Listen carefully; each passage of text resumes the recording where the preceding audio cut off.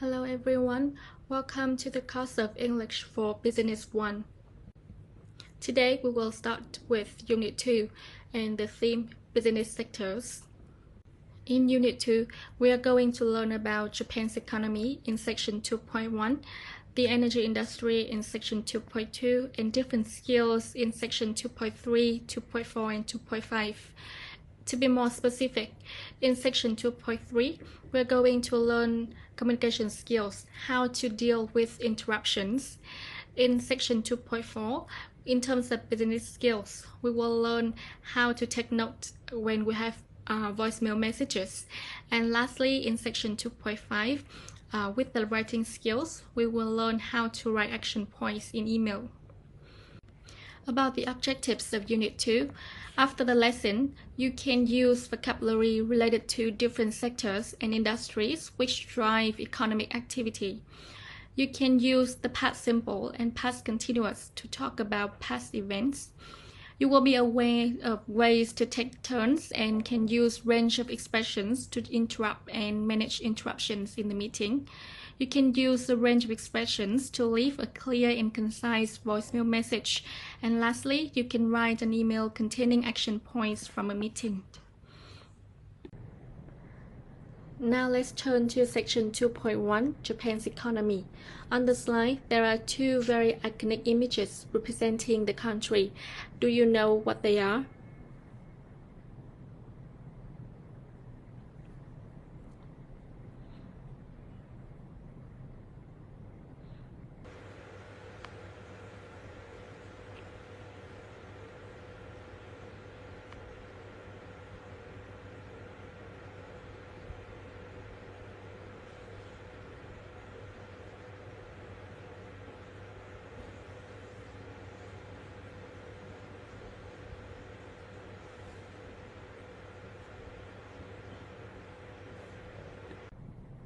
Okay, so in photo A, we can see a mountain. This is Mount Fuji.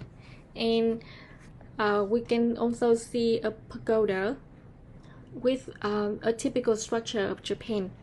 In photo B, we can see a robot. This is Paper Robot created by SoftBank Robotics. It has the ability to read emotions as it can analyze expressions and tone of voice. These are the two very iconic images of Japan. So do you know any other images that can represent the country? Alright, so now let's think about the questions on the slide. In what ways do you think Japan is very traditional? And in what ways is it very modern? 2. How has Japanese popular culture had an impact on the world? And can you give some examples? 3. How has Japanese industry had an impact on the world? And can you give examples? And 4. What do these Japanese companies make or do? The first one is Canon. The second one, Mitsubishi, Nikon, Nintendo, SoftBank, Sony, and Toyota. So please think about these questions for several minutes.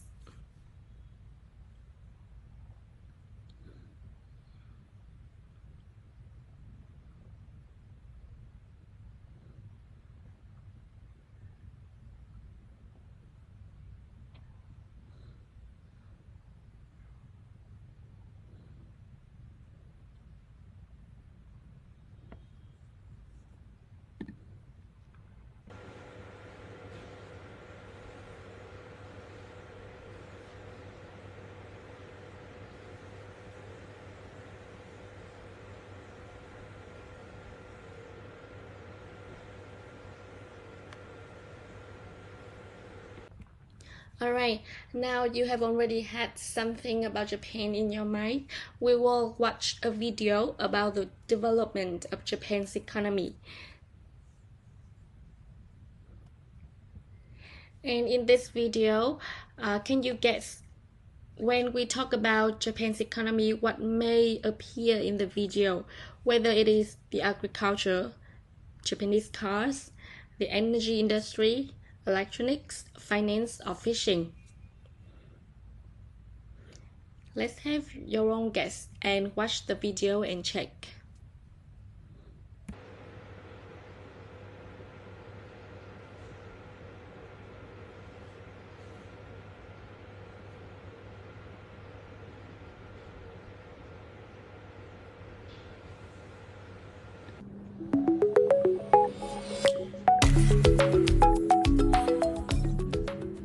Different countries often dominate in different industries. When we think of luxury goods, we think of France and Italy, and we associate internet technology with the USA. Japan is well known for its strong consumer electronics and car-making industries. Let's take a closer look at the country's economic development over the past decades. Japan's industrialized free market economy is the third largest in the world. In the past, the country's been seen as a mystical land of cherry blossoms and samurai. Nowadays, it's better known as one of the world's leading high-tech economies. Japan enjoyed rapid expansion after World War II. It recovered from devastation to become the world's second-largest economy by the 1960s. Japan's service sector, which includes finance, trade, entertainment, tourism, retail, and transportation, accounts for a massive 3/4 of Japan's total economic output. It isn't surprising, therefore, that within the financial world, the Nikkei is one of the most important markets, and that many Japanese banks are global players. But it has been Japan's manufacturing industries that have made the most global impact. The automotive industry has been particularly successful. Japanese car manufacturers enjoy a reputation for producing reliable, high-quality, and innovative vehicles. They pioneered technological advancements in the use of robots, which enabled the Japanese auto industry to produce cars to a high standard and very efficiently. In the 1970s, Japanese car makers became aggressive and successful exporters. The cars were cheap, reliable, and popular with consumers. This meant domestic car makers in the USA and Europe lost market share. Japanese vehicles' continuing popularity enabled Japan to become the largest car-producing nation in the world in 2000. Despite increasing competition, Japanese automakers continue to innovate. The Toyota Prius was the first and is still one of the best-selling mass-produced hybrid cars. In 2010, Nissan released the world's first all-electric car, the Leaf. It isn't only the automotive industry, however, that provides world-beating products. Japanese electronics companies are known for producing small, well-designed, and often innovative products. Some of these have been so original that they've changed the way we live, work, and play.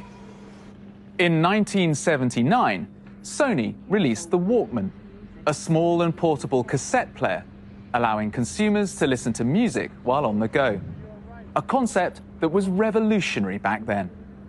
In the realm of video game technology, Japanese company Nintendo is credited with producing the best-selling handheld console in history, the DS, while electronics giant Sony claims the highest-selling console of all time in the PlayStation 2. As we've seen, in the 20th century, Japan was very successful in using technology to innovate in areas like the automotive and electronics industries. Will it be able to use 21st century technologies as effectively? That is the challenge.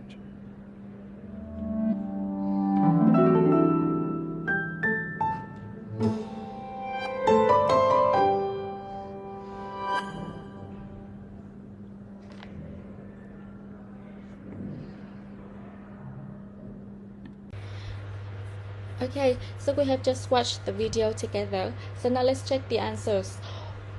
The first one, the first industry that has appeared in the video is the car industry. We can see several cars appearing in the video, and here is one of the examples.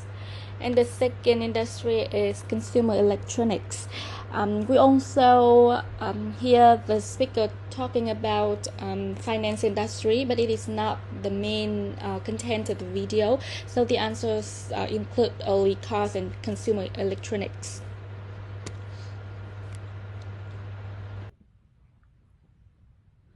Okay, so we have just watched the video, and now let's look at another exercise for this one. which is a true and false exercise. So here we have 8 statements in total. Let's go one by one together. The first one, we think of the USA leading in the internet technology sector. Here we have the phrase internet technology sector, which means khu vực công nghệ internet. Number 2, Japan is the second largest industrialized economy in the world. Industrialized means công nghiệp hóa. Number 3, the country's banks and financial markets are an important part of the economy. Number 4, Japan was slow to use robots in car manufacturing. Car manufacturing means sản xuất ô tô, ngành sản xuất ô tô. Number 5, Japanese cars were not popular in other countries in the 1970s. Number 6, Japan's car manufacturers continue to invent new vehicles in the 21st century. Number 7, the Sony Walkman was a revolutionary product because it was very cheap. Revolutionary means có tính cách mạng. Number 8, both Nintendo and Sony sell popular video game consoles. Video game consoles mean máy chơi game. Here we have 8 statements in total, and we have already watched the video one time. So now let's think about the statements and guess which ones are true and which ones are false.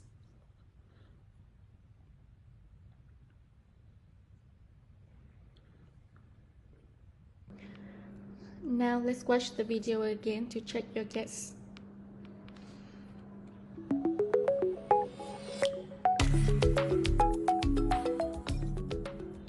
Different countries often dominate in different industries. When we think of luxury goods, we think of France and Italy, and we associate internet technology with the USA. Japan is well known for its strong consumer electronics and car-making industries. Let's take a closer look at the country's economic development over the past decades. Japan's industrialized free market economy is the third largest in the world. In the past, the country's been seen as a mystical land of cherry blossoms and samurai. Nowadays, it's better known as one of the world's leading high-tech economies. Japan enjoyed rapid expansion after World War II. It recovered from devastation to become the world's second-largest economy by the 1960s. Japan's service sector, which includes finance, trade, entertainment, tourism, retail, and transportation, accounts for a massive 3/4 of Japan's total economic output. It isn't surprising, therefore, that within the financial world, the Nikkei is one of the most important markets, and that many Japanese banks are global players. But it has been Japan's manufacturing industries that have made the most global impact. The automotive industry has been particularly successful. Japanese car manufacturers enjoy a reputation for producing reliable, high-quality, and innovative vehicles. They pioneered technological advancements in the use of robots, which enabled the Japanese auto industry to produce cars to a high standard and very efficiently. In the 1970s, Japanese car makers became aggressive and successful exporters.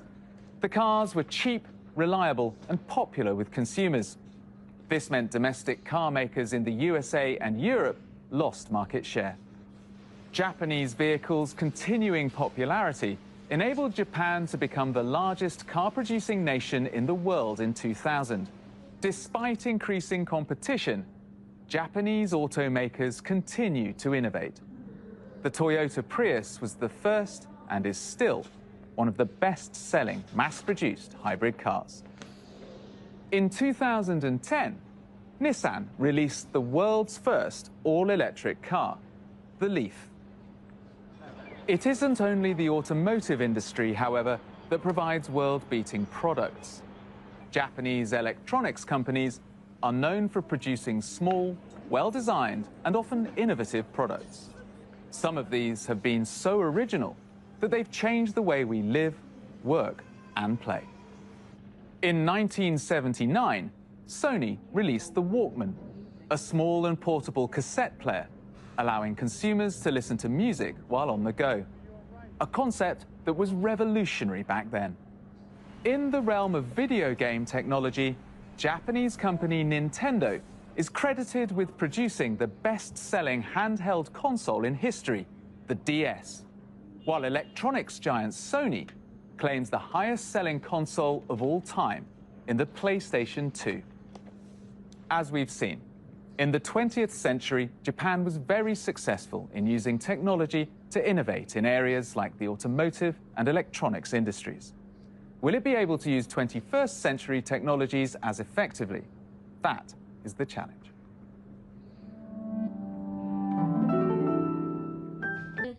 Đây sẽ là một câu đúng. Câu này đã được nhắc đến ngay ở phần đầu tiên của đoạn video. Câu số 2, đây là một câu sai. Cụ thể, thông tin đúng sẽ phải là it was the second largest in the 1960s, not now.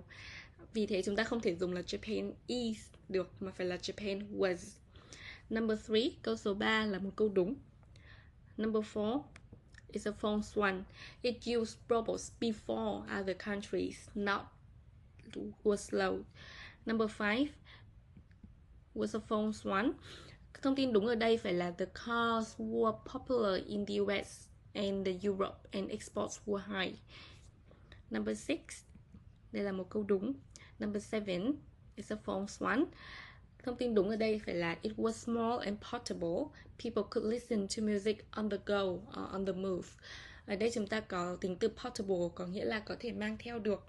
Và on the go hoặc on the move có nghĩa là trong quá trình đi lại, trên đường, khi đang di chuyển. And the last one, both Nintendo and Sony sell popular video game console. This one is a true one. Okay, so we have finished watching the video, and now here are some questions for you to think and answer. Number 1, according to the video, how was Japan able to build a strong car industry? Number 2, what 2 examples of more recent innovations in Japan's car industry are mentioned in the video? And the last one, number 3, how did the Sony Walkman change the way we live today? Let's think back to the video and what you have known about Japan and answer the questions.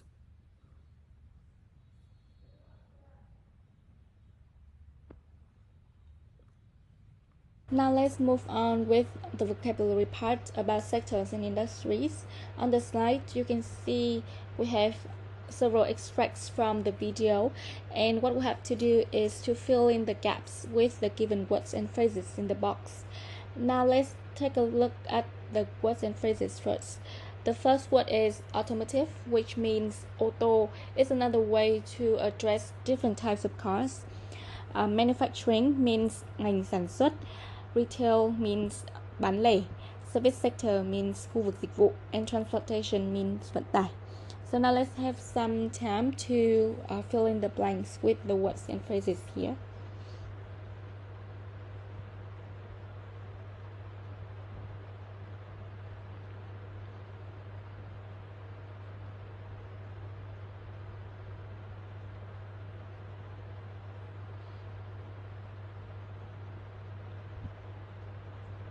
Okay, so let's check the answer together.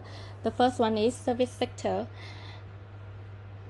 Khu vực dịch vụ sẽ bao gồm các ngành như finance, tài chính, trade, thương mại, entertainment, giải trí, tourism, du lịch. The second answer is retail, bán lẻ. And the last industry in service sector is transportation, vận tải. Number 4, Japan's manufacturing industries, các ngành sản xuất. And the last one, number 5, is automotive industry, ngành ô tô. So here are the answers for the gap filling exercise. In the next exercise, we need to match the 3 economic sectors from A to C with the descriptions and the examples from 1 to 3. Here we have 3 economic sectors, which is the primary, the secondary, and the tertiary sectors. And the description and examples include: number 1, this involves using raw materials to develop and build products. Examples include the manufacturing and construction industries. Construction industries có nghĩa là ngành xây dựng. Number 2, also called the service sector. This includes all the commercial services that connect products and services with consumers. Examples are financial services, retail, the tourism industry, as well as transportation. It also includes other public and private services such as education and healthcare. Vậy thì trong ngành dịch vụ chúng ta sẽ có cả giáo dục và y tế, education and healthcare. And number 3, this involves working with basic materials, for example, extraction of raw materials, agriculture, and fishing. Now let's take some time to match the sectors and the description and examples. And here is the answer. Number 1 is secondary sector. Number 2, also called the service sector, is the tertiary sector. And the last one, the basic one, is the primary sector. Alright, now let's continue with exercise 8. In this exercise, you need to write the correct industry and sector next to each group from 1 to 8. So number 1, we have bank, credit card company, and insurance agent, which means đại lý bảo hiểm. Number 2, campsite, cruise ship, and hotel chain, chủ ích khách sạn. Number 3, furniture maker, which means bút sơn, street factory, and textile manufacturing, which means sản xuất may mặc. Number 4, coal mining, khai thác than, gas extraction, and oil drilling. Number 5, animal farming, crop growing, and wine producing. Number 6, airline, courier service, and port. Number 7, chemical plant, pharmaceutical company, and robotics factory. And the last one, clothes shop, restaurant, and supermarket. Let's take some time to do this exercise before we check the answer together.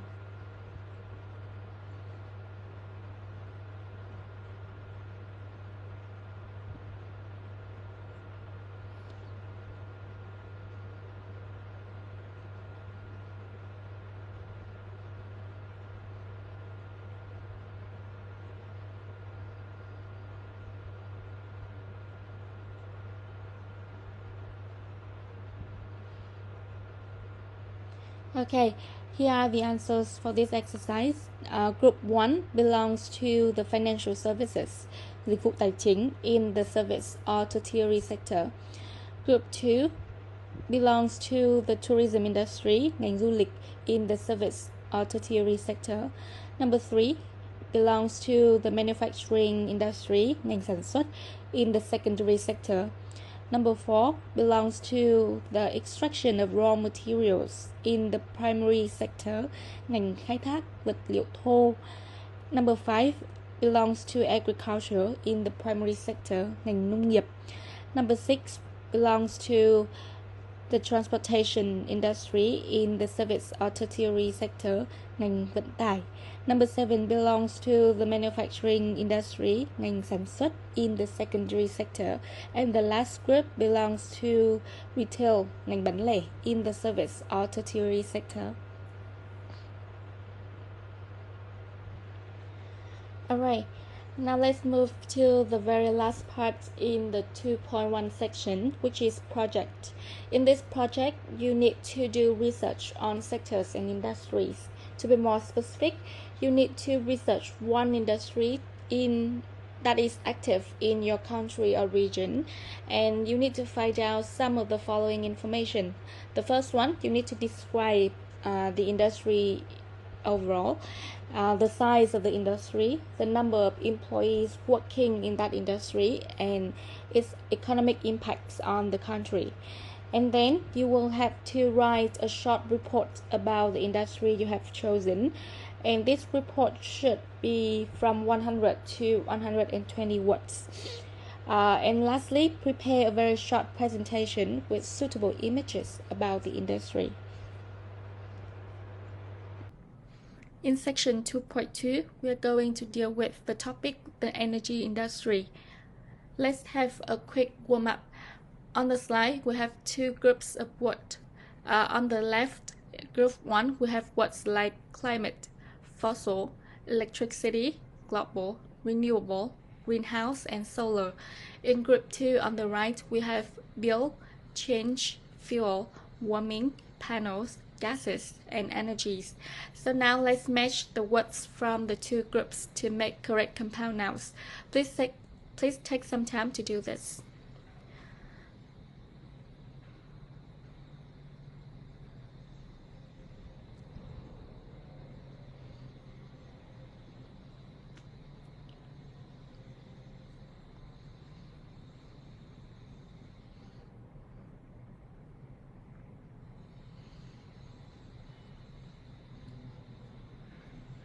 Alright, let's check the answer together. So here are the compound nouns that we can make from the words in two groups. The first one is climate change, which means biến đổi khí hậu, electricity bill, hóa đơn tiền điện, renewable energies, các nguồn năng lượng tái tạo, solar panels, các tấm pin năng lượng mặt trời, fossil fuel, nhiên liệu hóa thạch, global warming, hiện tượng nóng lên toàn cầu, and the last one, greenhouse gases, khí nhà kính. Now let's have a practice with the compound nouns that we have in exercise 1. Here we have several questions with one gap for each question. And what you have to do is to use one of the compound nouns from exercise 1 to complete the gaps.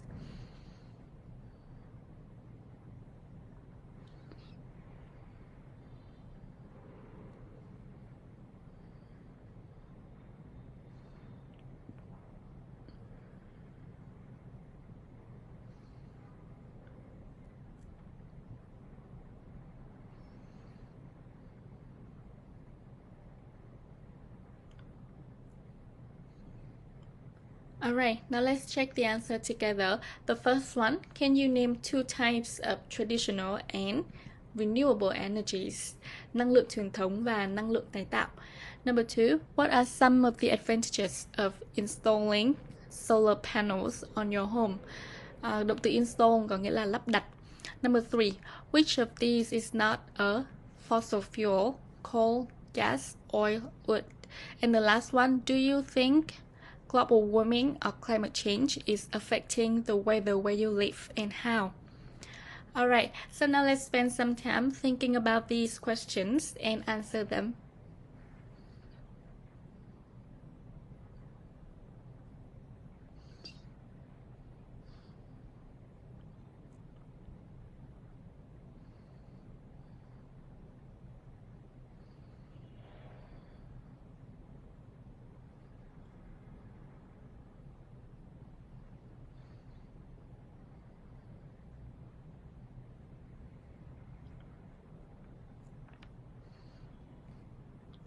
Alright, now let's move on to exercise 3.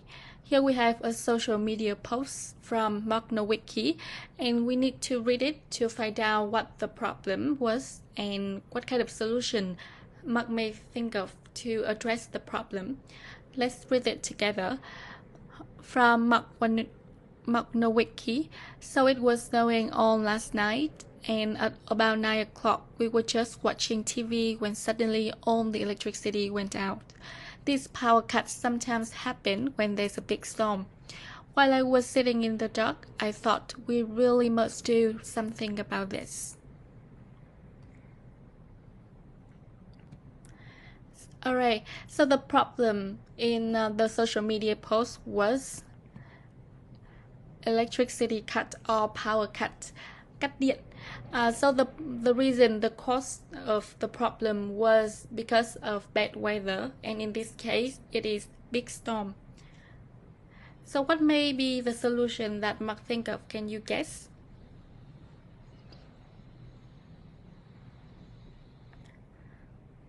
Now let's read the first paragraph from the reading that we are going to deal with in section 2.2 today to find out the solution that Mark Nowicki has thought of to address the problem of power cut. Let's read it together and find out the solution. Mark Nowicki put solar panels on the roof of his house last week. He's one of more than 1 million American homeowners and businesses that now have the panels, motivated by tax deductions and falling costs. He went solar to provide backup power if the electricity failed and to cut his electricity bills in half. Helping the environment was an extra benefit. Green energy compensates for the emissions from my big cars, he says. Như vậy, từ đoạn đầu tiên trong bài đọc mà ngày hôm nay chúng ta sẽ đọc trong phần 2.2, chúng ta đã nhận ra giải pháp mà Mark Nowicki lựa chọn để xử lý vấn đề cắt điện, đó chính là sử dụng solar panels, các tấm pin năng lượng mặt trời. Cụ thể, trong đoạn, tác giả đã nói, Mark Nowicki put solar panels on the roof of his house last week. Tuần trước, Mark Nowicki đã lắp đặt các tấm pin năng lượng mặt trời trên mái nhà của mình. Ngoài ra thì ở câu số 3 chúng ta cũng thấy tác giả nói rõ ràng rằng là he went solar to provide backup power if the electricity failed. Anh ấy sử dụng các tấm pin năng lượng mặt trời, he went solar, để cung cấp năng lượng dự trữ, backup power, trong trường hợp electricity failed, trong trường hợp bị cắt điện. Right, so that's the first paragraph from the reading. Now let's work with the rest of the paragraph and answer the questions here in exercise 5. Number 1, what do you understand by the article headline? 2, in what two ways will Mark save money with his solar panels? Number 3, what type of company is Total? 4, what was significant about Total buying 2/3 of sun power? 5, what future risks are there for the oil and gas industry? And 6, what two options does the writer say the oil and gas industry has? Now let's read the article. This is the article with the headline Big Oil from Black to Green. Let's read it together. Mark Nowicki put solar panels on the roof of his house last week. He's one of more than 1 million American homeowners and businesses that now have the panels, motivated by tax deductions and falling costs. He went solar to provide backup power if the electricity failed and to cut his electricity bills in half. Helping the environment was an extra benefit. Green energy compensates for the emissions from my big cars, he says. He did not know it, but there was probably another connection between the new panels on his roof and the fuel in his vehicles. The panels came from SunPower, a U.S. solar company controlled by one of the world's largest oil groups, Total of France. Total bought 66% of SunPower 5 years ago for about $1.4 billion, making the biggest investment in renewable energy by any of the large oil and gas companies. The investment was one answer to the growing threat that many analysts, investors, and executives now see facing the oil and gas industry, the prospect of a long-term transition away from fossil fuels and towards renewable energy. Total, along with the other large international oil industries, is facing a critical choice. Do they diversify into wind and solar power to compete in a world of stricter regulations on greenhouse gas emissions and competition from renewable energy? Or do they stick to oil and gas, knowing the world will continue to need fossil fuels for many years to come? Their decisions will shape the future of the industry, of energy, and of the climate. Okay, now let's check the answers for exercise 5. Number 1, what do you understand by the article headline Big Oil from Black to Green? Như chúng ta đã thấy thì tiêu đề ở đây được nhắc đến hai màu, đó là màu đen và màu xanh, và hai màu này đã được sử dụng để đại diện cho các ngành năng lượng và các loại năng lượng khác nhau. Cụ thể, màu đen đại diện cho ngành năng lượng dầu hay các loại nhiên liệu hóa thạch, và màu xanh thì đại diện cho các nguồn năng lượng tái tạo, và như trong bài này sẽ là nguồn năng lượng mặt trời. Và việc sử dụng màu sắc này thì đã ám chỉ tới câu chuyện đó là một công ty dầu khí nổi tiếng và rất lớn trên thế giới, đó là công ty Total, đã mua một công ty sản xuất năng lượng mặt trời ở Mỹ là SunPower. Number 2, in what two ways will Mark save money with his solar panels? Mark có thể tiết kiệm tiền khi sử dụng các tấm pin năng lượng mặt trời theo bằng hai cách nào? Trong đoạn đầu tiên chúng ta thấy rõ tác giả nói rằng Mark là một trong hơn 1 triệu hộ gia đình và hộ kinh doanh ở Mỹ sử dụng năng lượng mặt trời, motivated by tax deduction and falling costs. Và điều thúc giục họ làm điều đó chính là tax deductions, giảm thuế, và falling costs, và chi phí giảm. Cụ thể, khi sử dụng năng lượng mặt trời thì chúng ta sẽ có một nguồn năng lượng và dự trữ trong trường hợp mất điện, và cái nguồn năng lượng dự trữ đó thì giúp hóa đơn tiền điện giảm một nửa, cut his electricity bills in half or by 50%. Number 3. What type of company is total? Ở đoạn thứ 2, trong câu cuối cùng, chúng ta sẽ thấy cái tên total xuất hiện. The panels came from SunPower, a US solar company controlled by one of the world's largest oil group, Total of France. Như vậy thì Total là một công ty dầu khí. Number 4. What was significant about Total buying 2/3 of SunPower? Việc Total mua 2/3 cổ phần của SunPower thì có ý nghĩa như thế nào? Ở đoạn tiếp theo chúng ta thấy được rằng việc mua lại 2/3 cổ phần của SunPower thì cho thấy rằng là Total has spent more than any of other large oil and gas company on a renewable energy business. Đó là Total, một công ty chuyên về nhiên liệu hóa thạch, đã dành một khoản tiền lớn và nhiều hơn bất cứ công ty dầu khí nào và đầu tư cho ngành kinh doanh năng lượng tái tạo. Number 5. What future risks are there for the oil and gas industry? Ngành dầu khí thì sẽ phải đương đầu với những nguy cơ như thế nào? Những nguy cơ ở đây bao gồm thứ nhất là stricter regulations on emissions, more competition from the renewable energies industries. And the last one, what two options does the writer say the oil and gas industry has? Theo như tác giả thì trong ngành dầu khí thì họ có hai lựa chọn nào để lựa chọn trong thời điểm hiện tại. Hai lựa chọn này thì sẽ tương ứng với hai câu hỏi được đặt ra trong đoạn cuối cùng. The first one, do they diversify into wind and solar power? Họ có nên đa dạng các loại năng lượng và bắt tay vào sản xuất năng lượng gió và năng lượng mặt trời? Hay do they stick to oil and gas? Hay là họ vẫn duy trì và tiếp tục sản xuất năng lượng từ các loại nhiên liệu hóa thạch như là dầu khí?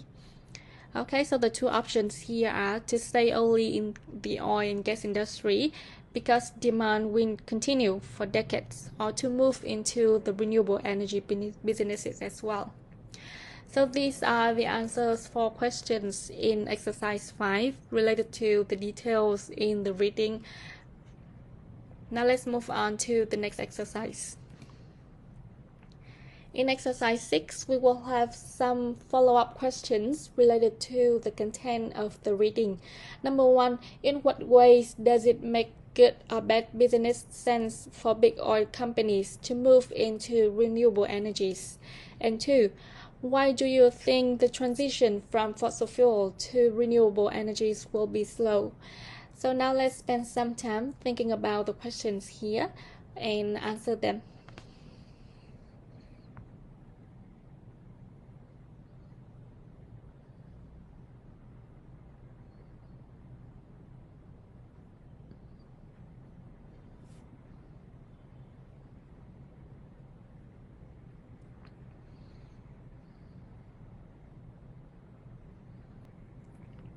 Alright, now let's continue section 2.2 with the grammar part. Today we are going to focus on past simple and past continuous. Trong bài ngày hôm nay chúng ta sẽ tập trung vào kiến thức về thì quá khứ đơn và quá khứ tiếp diễn. Ở bên tay trái chúng ta có một số câu được trích ra từ bài đăng của Mark trên mạng xã hội mà chúng ta đã đọc ở phần trước. Bây giờ chúng ta sẽ cùng đọc từng câu và xác định xem những động từ được in đậm trong những câu này được dùng ở thì gì. Câu đầu tiên, it was snowing on last night. Was snowing là thì quá khứ tiếp diễn.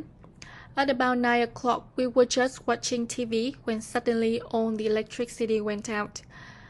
Động từ were watching được sử dụng ở thì quá khứ tiếp diễn. While I was sitting in the dark, I thought we really must do something about this. Ở câu cuối cùng có hai động từ được in đậm. Was sitting được sử dụng ở thì quá khứ tiếp diễn và thought được sử dụng ở thì quá khứ đơn. Bây giờ chúng ta sẽ cùng sử dụng past simple hoặc past continuous để hoàn thành các câu lý thuyết ở bài B. Number 1, we use the past continuous to give some background details to the main story, for example, describing the weather at the time. Như vậy thì tương ứng với câu trích đầu tiên, it was snowing all last night, chúng ta sử dụng thì quá khứ đơn để đưa ra các thông tin làm nền cho một câu chuyện chính. Ví dụ trong trường hợp này là để mô tả tình hình thời tiết tại thời điểm câu chuyện xảy ra. Thứ hai, we use the past continuous for an action in the past that was interrupted. It also describes actions or events in progress at a specific moment in the past.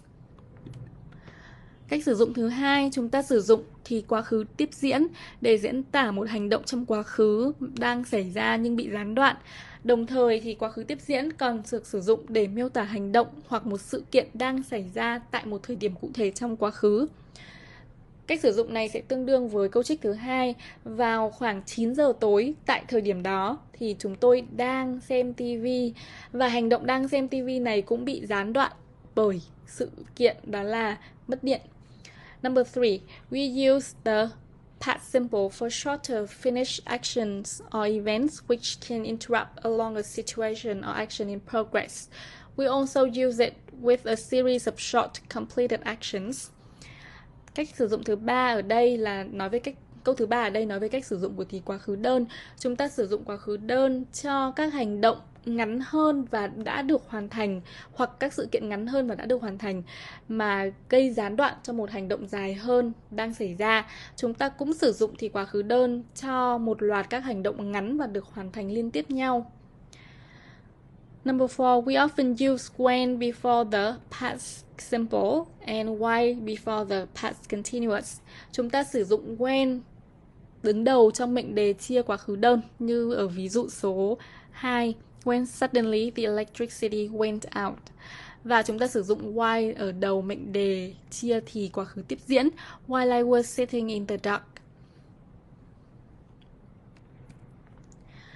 Okay, now let's have a practice with past simple and past continuous with exercise 8.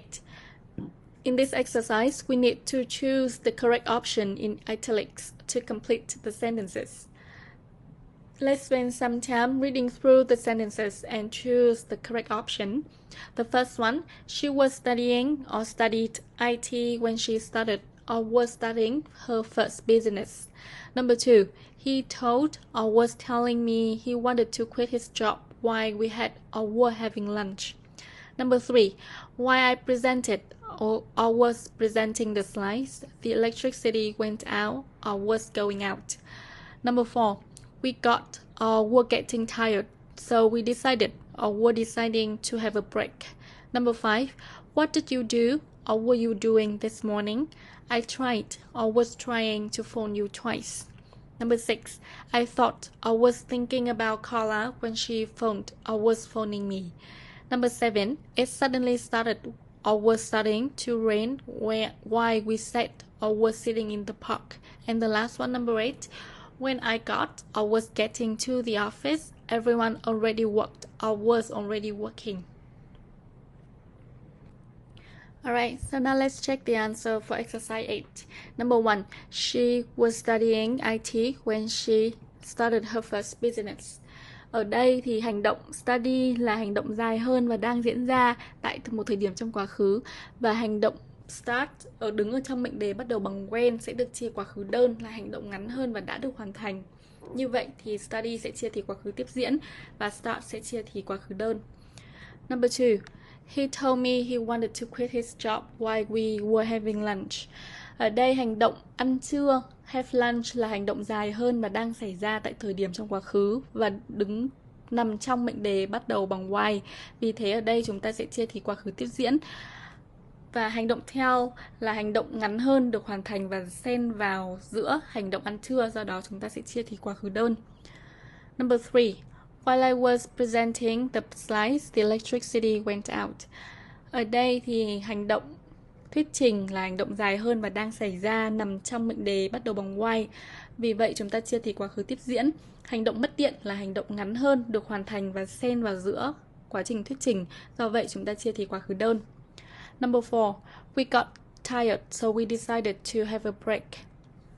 Ở đây chúng ta có hai hành động get và decide. Đây là hai hành động ngắn được hoàn thành liên tiếp nhau. Do vậy chúng ta chia hai động từ thì quá khứ đơn. Number 5. What were you doing this morning? I tried to phone you twice. Ở đây câu hỏi bạn đang làm gì buổi sáng là hành động dài hơn và có tính chất cung cấp thông tin làm nền. Vì thế chúng ta chia thì quá khứ tiếp diễn. Hành động gọi điện thoại cho bạn, tôi cố gắng gọi điện thoại cho bạn 2 lần là hành động chính. Do đó chúng ta sẽ chia quá khứ đơn. Number 6. I was thinking about Carla when she phoned me. Hành động suy nghĩ về Carla là hành động dài hơn và đang xảy ra. Vì thế chúng ta chia thì quá khứ tiếp diễn. Hành động phone, gọi điện thoại, nằm trong mệnh đề bắt đầu bằng when và là hành động ngắn hơn, xen vào giữa quá trình suy nghĩ. Do vậy chúng ta chia thì quá khứ đơn. Number 7. It suddenly started to rain while we were sitting in the park. Ở đây thì chúng ta có hai hành động start và sit. Hành động ngồi, đang ngồi trong công viên là hành động dài hơn và đang xảy ra, nằm trong một mệnh đề bắt đầu bằng why. Do vậy chúng ta chia thì quá khứ tiếp diễn. Hành động start, trời bắt đầu mưa, là một hành động ngắn hơn và xen vào giữa quá trình đang ngồi trong công viên. Do vậy chúng ta sẽ chia thì quá khứ đơn với hành động start. And the last one. When I got to the office, everyone was already working.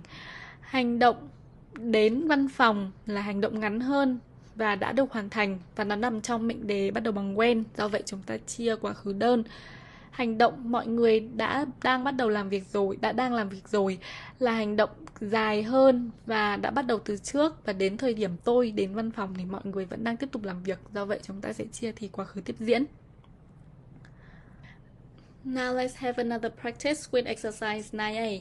We need to complete the following article using the past simple or past continuous form of the verbs in brackets.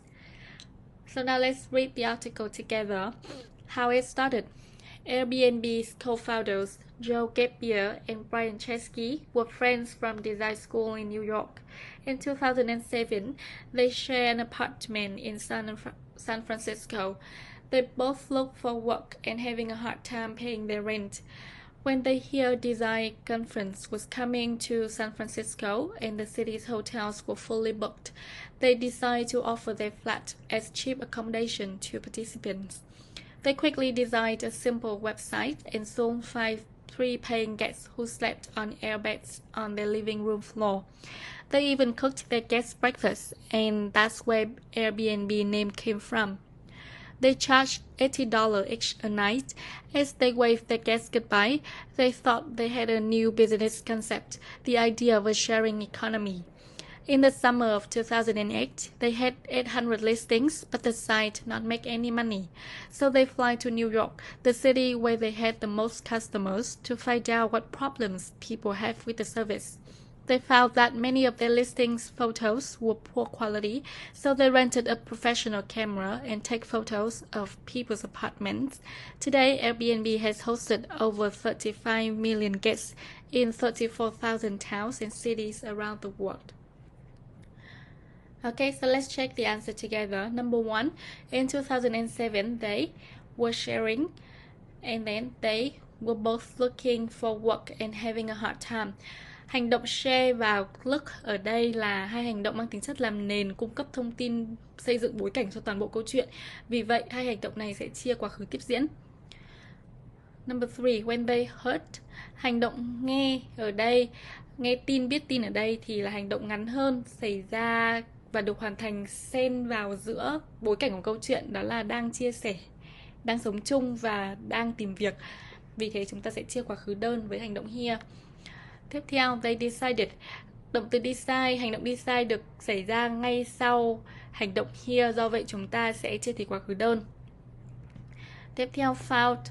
Hành động find cũng là hành động nối tiếp với hành động design nên chúng ta sẽ chia quá khứ đơn. as they were waving. Ở đây chúng ta sẽ chia thì quá khứ tiếp diễn với động từ wave là hành động dài hơn và bị một hành động khác xen vào, đó chính là hành động họ nghĩ rằng là mình đã có một khái niệm kinh doanh mới, một ý tưởng kinh doanh mới. Tiếp theo, but the site wasn't making any money. Đây là hành động xây dựng bối cảnh tiếp theo cho câu chuyện. Đó là họ, mặc dù là kênh kinh doanh của họ có phát triển nhưng trang web của họ thì lại không tạo ra lợi nhuận. Vì thế ở đây chúng ta sẽ chia thì quá khứ tiếp diễn. So they flew. Hành động fly này là hành động ngắn hơn và xen vào giữa bối cảnh của câu chuyện, đó là trang web của họ không tạo ra lợi nhuận. Tiếp theo, people were having. Đây là hành động dài hơn và đang xảy ra tại thời điểm trong quá khứ. Vì thế chúng ta sẽ chia thì quá khứ tiếp diễn. Và cuối cùng, and took photos. Hành động take được xảy ra sau hành động rent. Vì thế chúng ta sẽ chia thì quá khứ tiếp diễn. Okay, so here are the answers for exercise 9A. Now let's have another practice with past simple and past continuous. Please do the same with the following article. Let's read it together. John Cohen and Brian Acton are the founders of WhatsApp. Cohen, born in Ukraine, first met Acton in 1997 while he studied in a state university in Silicon Valley and working for a computer security firm, inspecting Yahoo's advertising system. Acton was an engineer at Yahoo. Within a year, Cohen also worked as an engineer at Yahoo. During their time at the company, their friendship grew.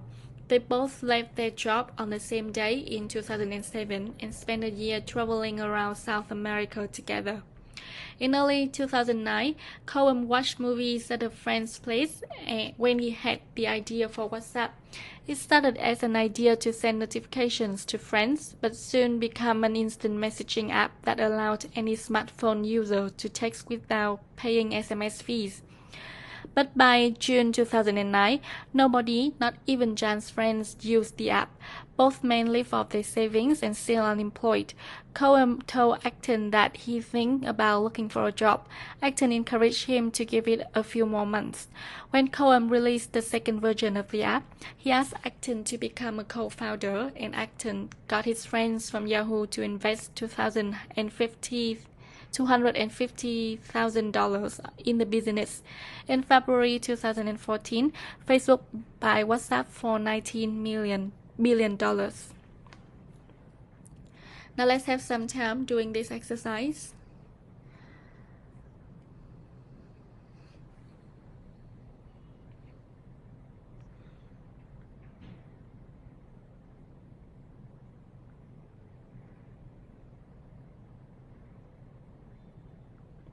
Okay, so now let's check the answer together. Number 1, Cohen, born in Ukraine, first met Acton in 1997 while he was studying in the State University.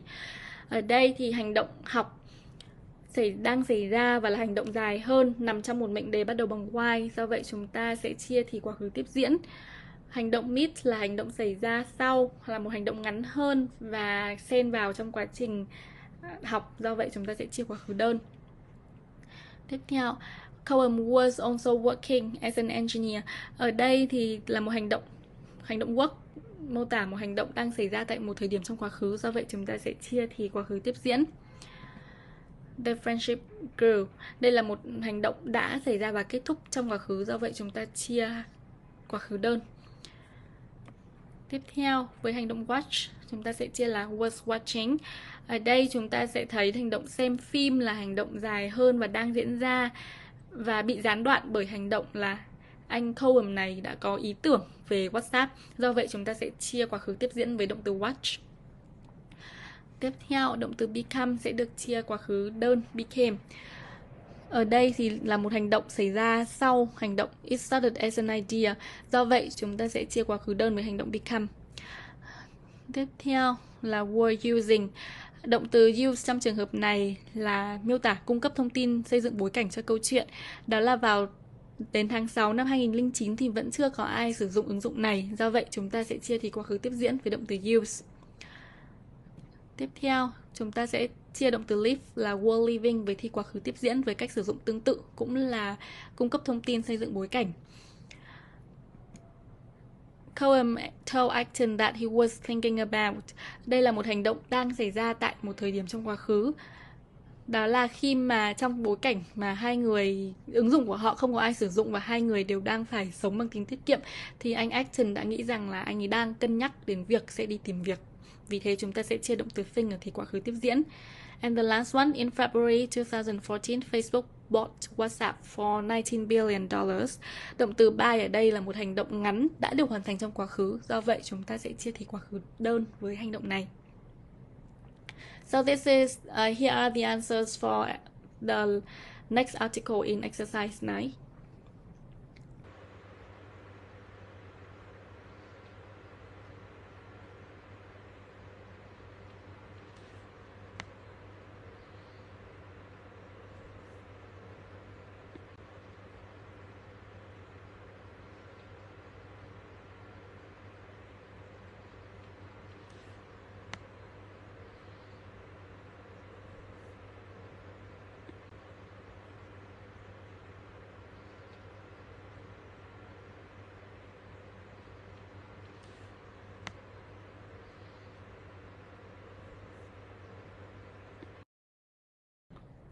Now let's have another practice with past simple and past continuous.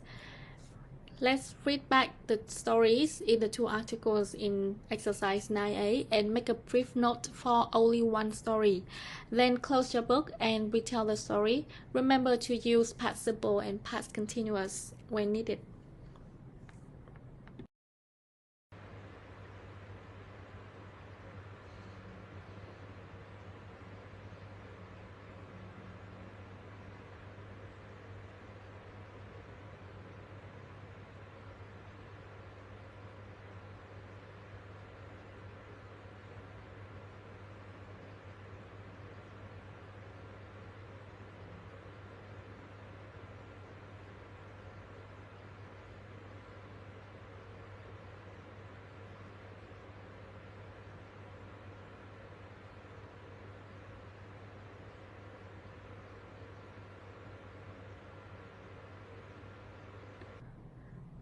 Now let's move on to the very last part of section 2.2, which is writing. In this exercise, you need to write a story using past simple or past continuous. Here are the four topics, the four titles that you need to choose for your story. The first one, a memorable day at work or university. What a stressful day at work. That was a nightmare journey or meeting or the holiday of a lifetime. Please write a story from 120 to 150 words.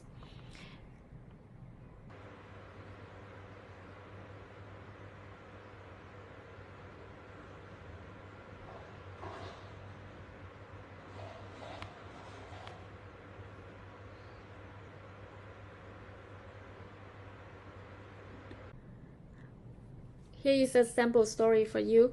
Let's read and analyze it together. This happened one day in March a few years ago. I was working late at the office, so there weren't many people in the building. Đây là phần mở đầu của câu chuyện. Ở phần này thì người viết đã cung cấp các thông tin nền làm bối cảnh cho toàn câu chuyện, bao gồm những thông tin về thời tiết, địa điểm và thời gian. Suddenly, I looked out the window and saw it was snowing. I was amazed because it never snows here at that time of year. I decided to get in my car and go home immediately. But when I got outside, I saw it was impossible to drive. So I went to the train station, but the service was cancelled because of the weather. Then a woman in the street told me that the metro station 3 kilometers away was open. I had to walk all the way there. It was very difficult and I felt very cold, especially my toes. Ở đoạn thứ 2 thì người viết đã kể lại chi tiết lần lượt những sự kiện đã xảy ra trong câu chuyện. Trong đó thì gồm những sự kiện chính được chia ở thì quá khứ đơn và những hành động làm nền hoặc những hành động dài bị gián đoạn trong quá trình này thì đều được chia ở thì quá khứ tiếp diễn. Và trong quá trình kể lại câu chuyện thì người viết cũng đã sử dụng các từ nối như là then, after that, at the same time, eventually để miêu tả trình tự của câu chuyện. Fortunately, the metro was operating when I got there. Eventually, I got home that evening. I was very lucky. Some of my colleagues spent the night in their cars because roads and motorways were blocked. Ở phần kết luận thì người viết đã nêu ra kết quả của câu chuyện. Ở đây thì chúng ta sẽ cần phải làm rõ và nêu ra cảm nhận cá nhân của mình đối với trải nghiệm mà mình đã kể lại. Đó có thể là một trải nghiệm vui vẻ, một trải nghiệm buồn, bất ngờ hay là một trải nghiệm đáng nhớ. Và đây là trình tự mà chúng ta cần sử dụng khi cần kể chuyện. Như vậy thì chúng ta sẽ đi theo trình tự thời gian, sử dụng kết hợp quá khứ đơn và quá khứ tiếp diễn phù hợp. Và trong quá trình cũng cần sử dụng các từ nối để diễn tả trình tự của câu chuyện. So this is the end of the writing part. Now let's practice writing your own story.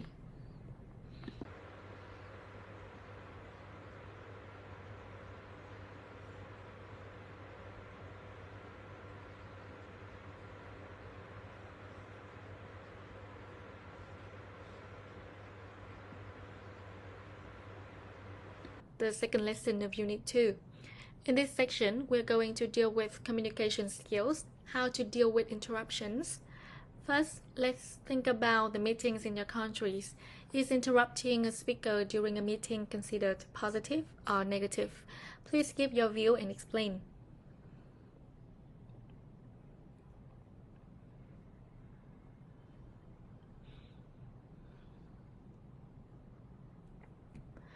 Okay, so here there's a list of things that you need to do to participate effectively in a meeting.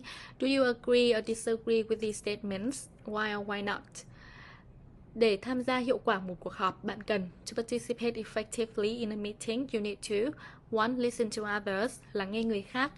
2. Ask questions to be sure you have understood, đặt câu hỏi để chắc chắn rằng mình đã hiểu vấn đề. 3. Prepare your contribution in advance, chuẩn bị trước ý kiến đóng góp. 4. Never interrupt someone even if you disagree with him or her, không được cắt lời người khác ngay cả khi chúng ta không đồng ý với người đó. And the last one, be respectful even if you disagree with someone, luôn tôn trọng dù chúng ta không đồng ý quan điểm với một người khác. So which one do you agree and which one do you disagree? Please give your view and reason. Now let's watch a video about Peter preparing for an induction meeting with the CEO of Evermed. Choose the correct option in italics to complete the information about the company. Number 1. Evermed is a multinational global player or family business. Evermed là một công ty đa quốc gia, một công ty nước ngoài hay là một doanh nghiệp gia đình. Number 2. Evermed currently employs more than 145, fewer than 145, or 145 people.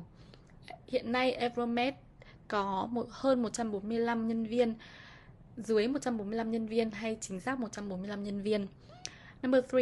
Evermed is successful in Europe, Eastern Europe and China. Or China. Evermed thành công ở thị trường châu Âu, Đông Âu hay Trung Quốc. And the last one, number 4. Evermed recently won a contract to supply a hospital, children's home, chain of drugstores in Brazil with a device for diabetes patients. Gần đây, Evermed đã giành được một hợp đồng cung cấp thiết bị cho một bệnh viện, một trại trẻ mồ côi hay một chuỗi cửa hàng thuốc tại Brazil, và họ cung cấp thiết bị ở đây là một thiết bị dành cho những người mắc bệnh tiểu đường. Now let's watch this video and choose the correct option for the sentences.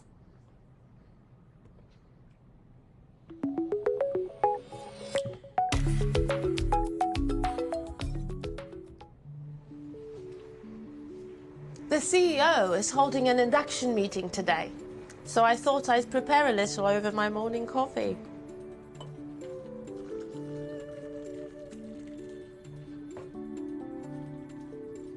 Evermed, family-owned business, 145 employees, main market share in Europe and suppliers based in China, in Shenzhen. Newer projects in South America. New contract in Rio to supply hospital with device for diabetes patients. Trip to Rio would be very nice at this time of year, or any time of year. Please feel free to ask questions as we go along.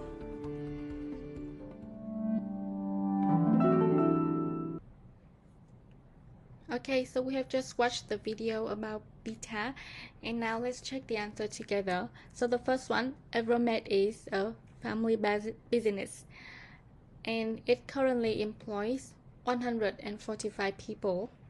The company is successful in Europe, and it recently won a contract to supply a hospital in Brazil with a device for diabetes patients. So here are the answers for the 4 statements about Evermed. As we all know, Beta is one of the trainees that are going to attend Jessica's induction presentation. So what she may react or behave during the presentation. Here are the 2 options for you to consider. Option A, Beta should ask lots of questions to show she is motivated and enthusiastic. Or option B, Beta should listen carefully and only ask questions when it is really necessary. So which option is the best approach for Beta to take as she participates in Jessica's induction presentation? Please take some time to think about that.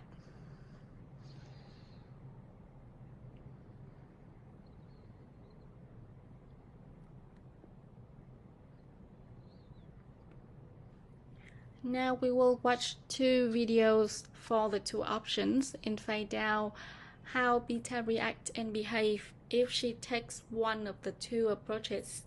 And when you watch each option, I want you to answer the following questions.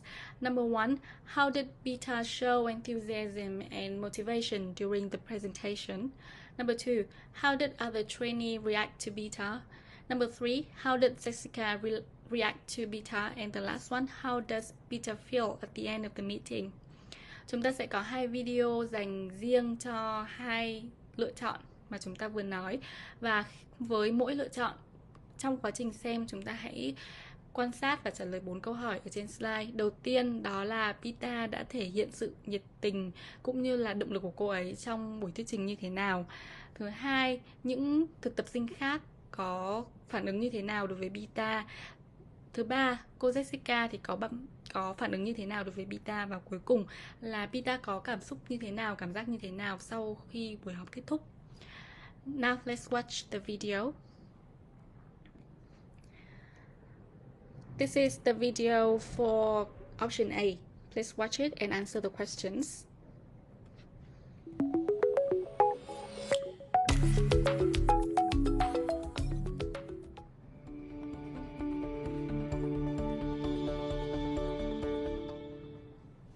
Please feel free to ask questions as we go along. How does the new product work, Jessica? Good question. Who hates the sight of blood? Wow, it's not often meetings come to a consensus so quickly. Now, imagine you have to prick your finger several times a day just to check your blood sugar levels. With the diab sensor, you don't have to. It's a real breakthrough. Sorry, Jessica. When you say blood sugar, do you mean glucose? Yes, that's right. And how does it work? It analyzes the patient's glucose level. A sensor collects the data through a patch on the skin and then sends it to a remote monitor. Basically, it's a reliable and pain-free way to manage diabetes. Does anyone have any other questions? How big is it? Small. It fits in the palm of your hand, weighs about 35 grams. I actually have a prototype handy. Would anyone like to see it? And the assembly process, I understand it's made in China? The components come from China, yes, but we assemble the product at our plant here in Manchester.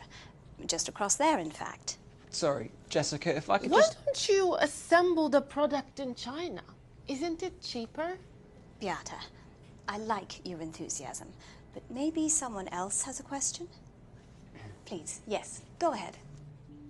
What was the reaction to the product? Very good initially. I probably asked too many questions, I think. But to be honest, no one else seemed very interested, which is a shame because it's a really innovative product.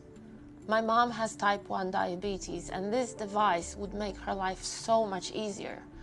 It's also one of the reasons I wanted to do this graduate program. But yes, Jessica was getting a little irritated by my interruptions. I should be more careful about that next time.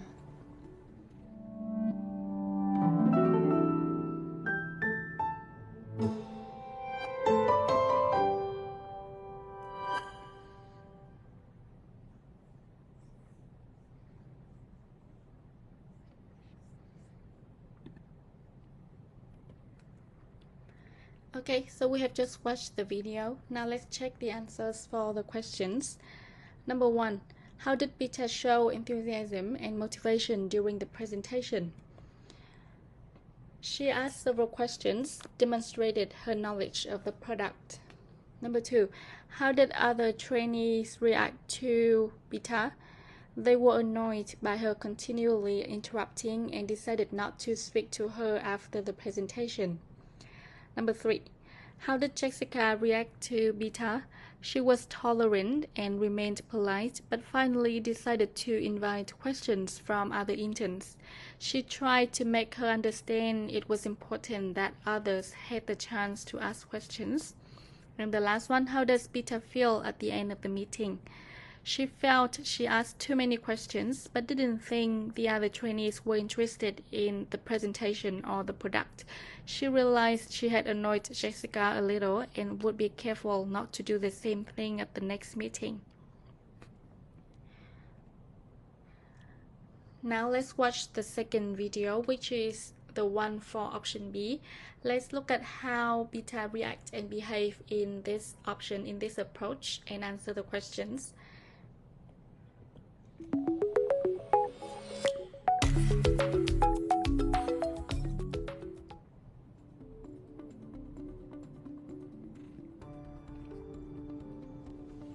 Please feel free to ask questions as we go along.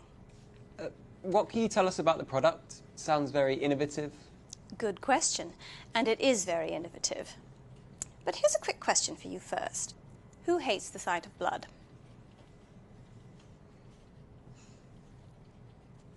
I bet we're all scared of spiders too. Anyway, imagine you hate the sight of blood, but you have to prick your finger several times a day just to check your blood sugar levels. Yes? Sorry to interrupt, Jessica. That's okay. Please go ahead. When you say blood sugar, do you mean glucose? Glucose, exactly. Yes. Ah, good. Thanks. I was wondering about that too. So as I was saying, no more pricking of fingers.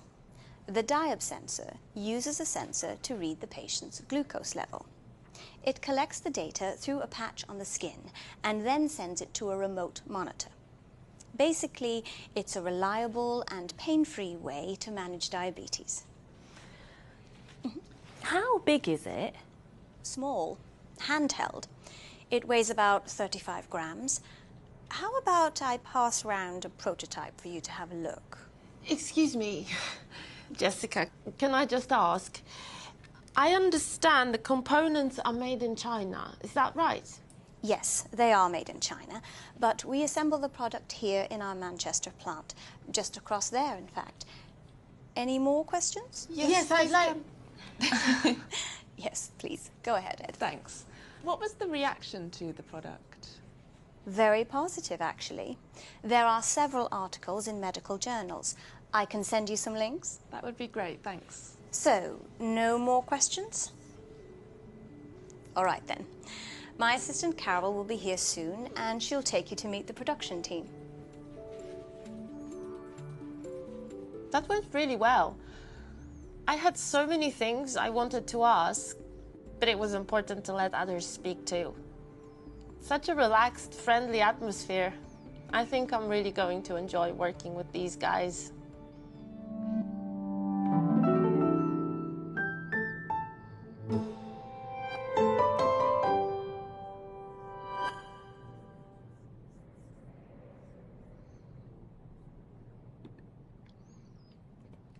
So that's the end of the video. So in option B, we can see that beta has reacted and behaved in a different way, and it seems that everyone also have a different reaction to her. Now let's check the answers for the questions here. The first one, how did beta show enthusiasm and motivation during the presentation? In option B, she didn't interrupt. Instead, she asked for permission to speak and only asked questions to clarify a point she wasn't sure about. Number 2, how did the other trainees react to beta? One of the trainees thanked her for asking an important question about glucose. At the end of the presentation, there is a positive atmosphere as the trainees chat together, and beta included. Number 3, how did Jessica react to beta? She responds well and answers her questions. And the last one, how does beta feel at the end of the meeting? She felt there was a relaxed, friendly atmosphere. She wanted to ask a lot of questions, but realized she needed to let others speak. So here are the answers for the questions for the second approach. So as you have watched both options and see how beta reacts, how other trainees and Jessica reacts to her. So in your opinion, which approach is more effective? The option A, where beta asks lots of questions to show her motivation and enthusiasm, or option B, where beta listens carefully and only asks questions when it is really necessary. So you have just watched the videos for both options, both approaches, and we have seen how beta react and behave in the presentation and how others react to her behaviors. Now, do you think which approach is more effective? Whether it is approach A, where beta asks a lot of questions and to show her motivation and enthusiasm, or approach B, where beta listens carefully and only asks questions when it is really necessary. Please take some time thinking about this question.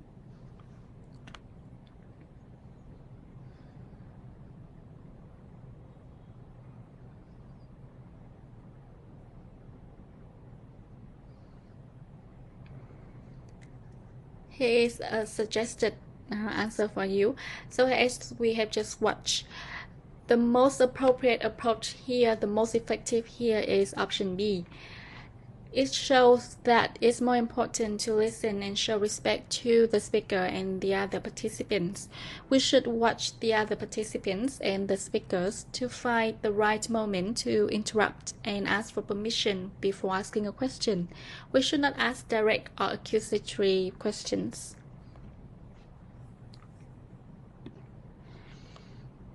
Now let's watch the conclusion section of the video and compare what is said with our opinions in exercise 4.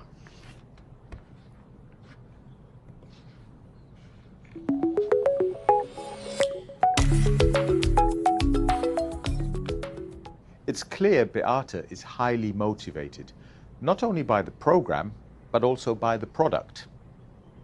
In option A, we see how she dominates the meeting. She interrupts continuously and even criticizes the production process.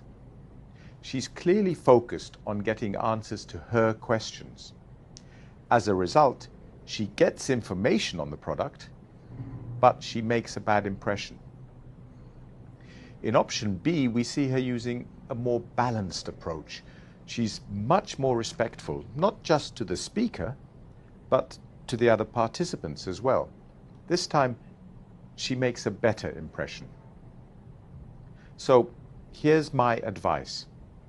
We all have our own agenda when we attend a meeting. The important point is to respect the other participants, and that includes the presenter. Two things. First, this means knowing when to listen.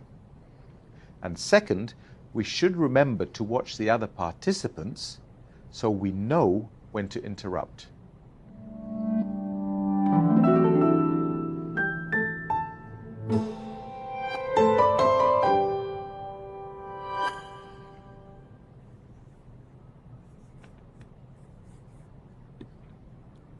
Okay, now let's reflect what we have seen from the videos. Think about how you participate in meetings and answer the questions here. Number 1, how comfortable are you interrupting during a meeting or class discussion in your own language? And what strategies would you use to interrupt during a meeting or class discussion? Please take some time to think and answer the questions here.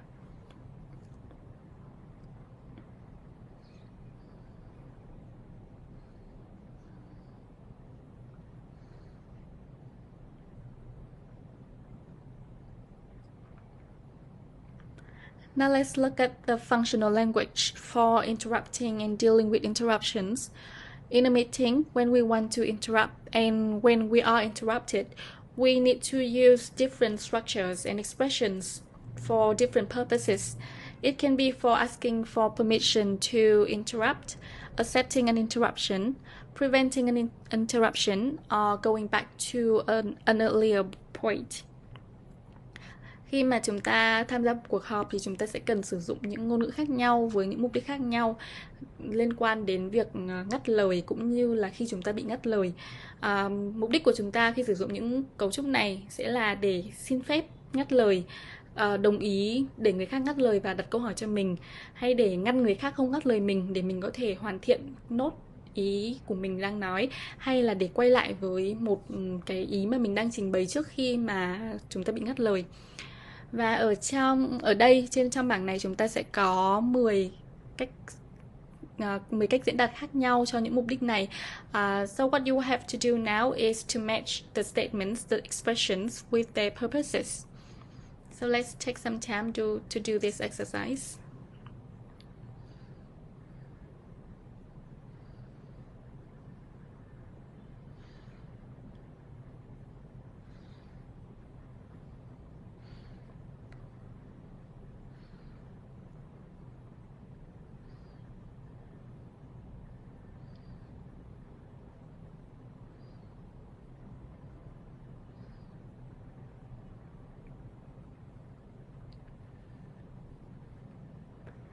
Okay, so now let's see the answers together. Number 1. Okay, number 1. What did you want to say? This is for purpose B, accepting an interruption. Number 2. Sure, please continue. This is also for accepting an interruption. Number 3. Excuse me for interrupting.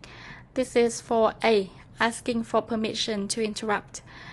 Number 4. Can I just finish my point? This is for C, preventing an interruption.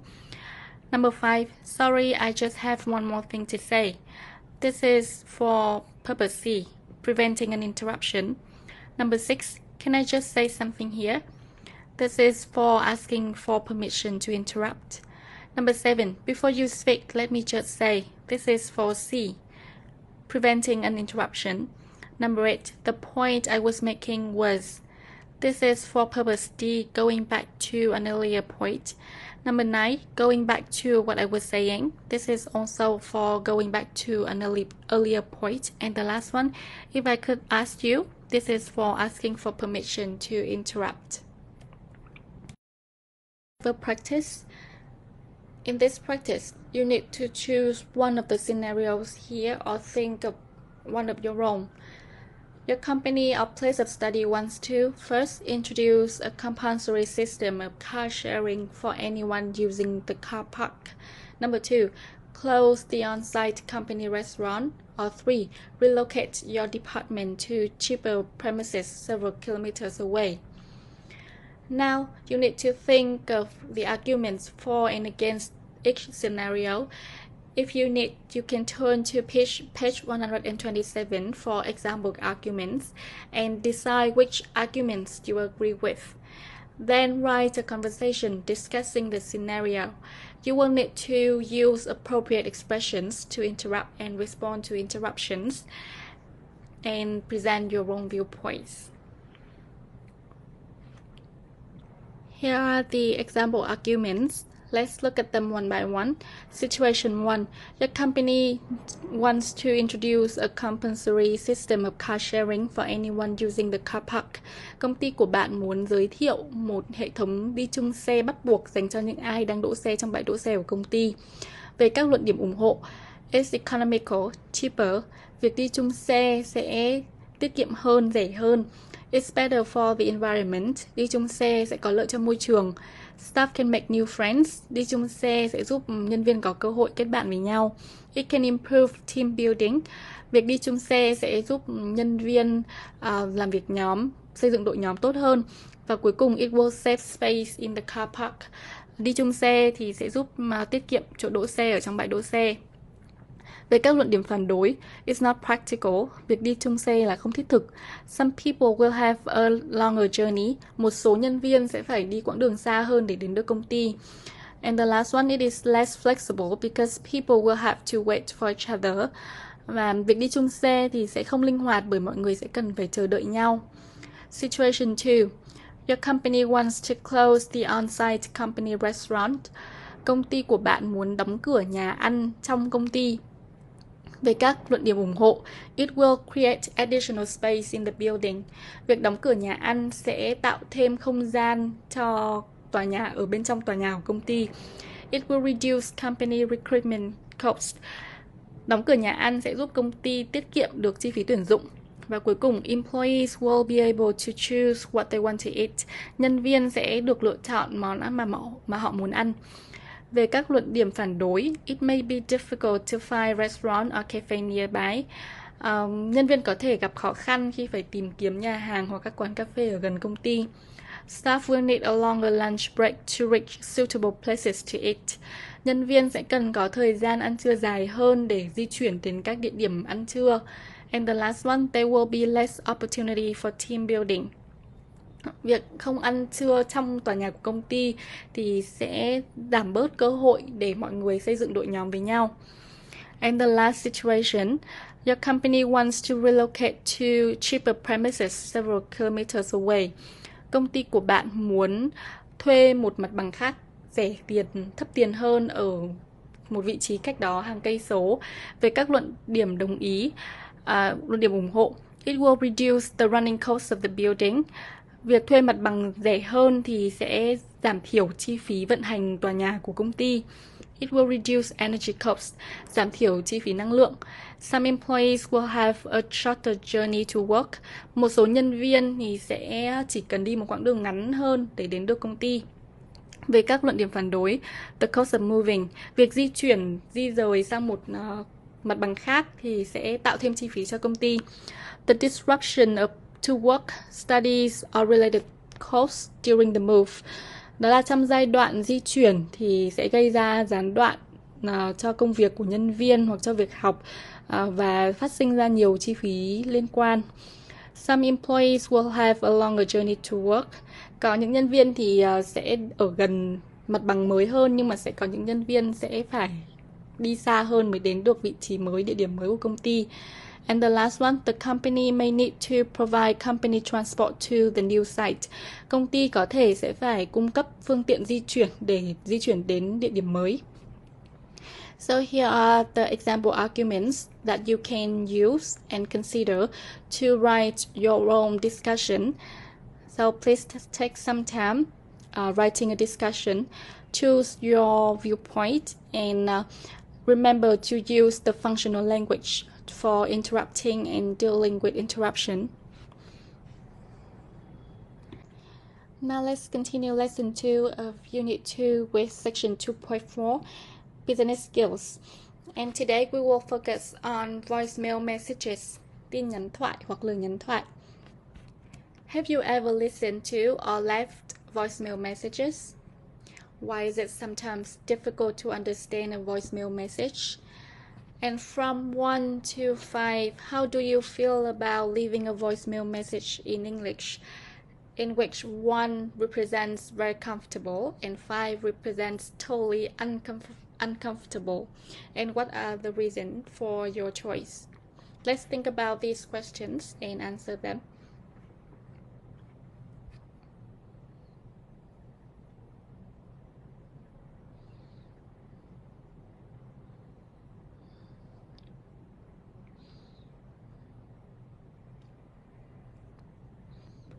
Now let's listen to some voicemail messages. In exercise 2A, Anya is the assistant to the HR manager, Emma Newman. It is Monday morning and Anya has 4 voicemail messages. We will listen to the first 3 messages and decide the problem in each message. The problem can be the speaker is unclear, the speaker speaks too fast, or the speaker sounds annoyed. Now let's listen and tick the correct box. Unit 2, Recording 1. Message 1. Hello, this is a message for Emma Newman in HR. My name's Mark Thomas, Thomas, and I'm calling about the logistics position you interviewed me for last Thursday. I'd like to discuss the financial package in more detail if possible. Could you call me back, please, on my mobile? That's 0044-7623-911-129. That's 0044-7623-911-129. I'm available until 4 p.m. today. If not, then you can send me an email so we can fix a time to speak. I look forward to hearing from you. Thanks. Goodbye. Message 2. Hi, it's Carla again. I hope I've got the right number. My message got cut off last time, so I'm calling you back, just in case.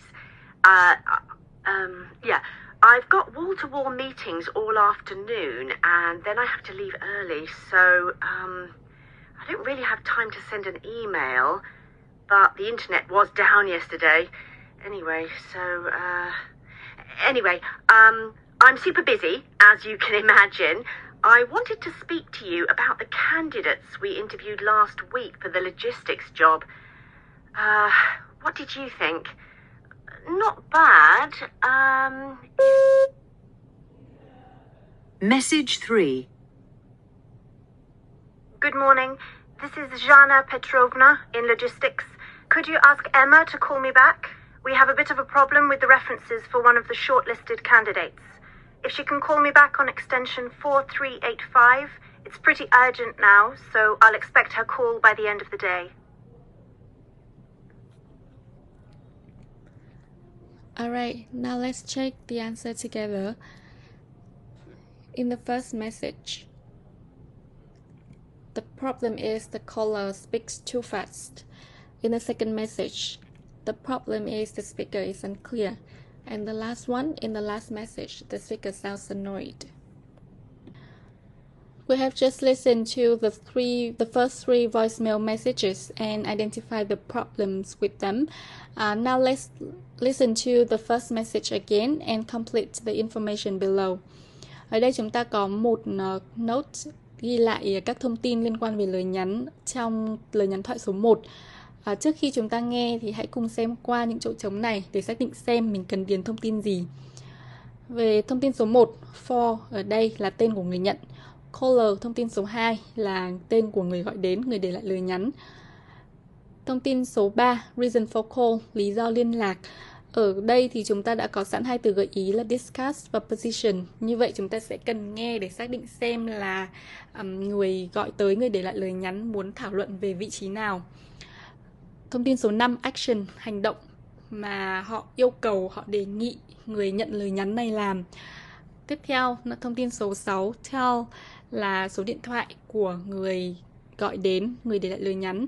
Action deadline là thời gian hạn chót cho người nhận lời nhắn thực hiện hành động ở số 5. Tiếp theo là comments, bình luận. Trong trường hợp không thể gọi điện thoại được thì cần phải làm gì. Ngoài ra thì chúng ta còn có một mục ở bên tay phải là chỗ trống số 4, gồm có 4 hành động mà bên gọi đến yêu cầu người nhận lời nhắn thực hiện. Đó là call, return your call, please call hoặc là will call again. Bây giờ chúng ta sẽ cùng nghe và hoàn thiện lời nhắn này. Unit 2, Recording 2. Message 1.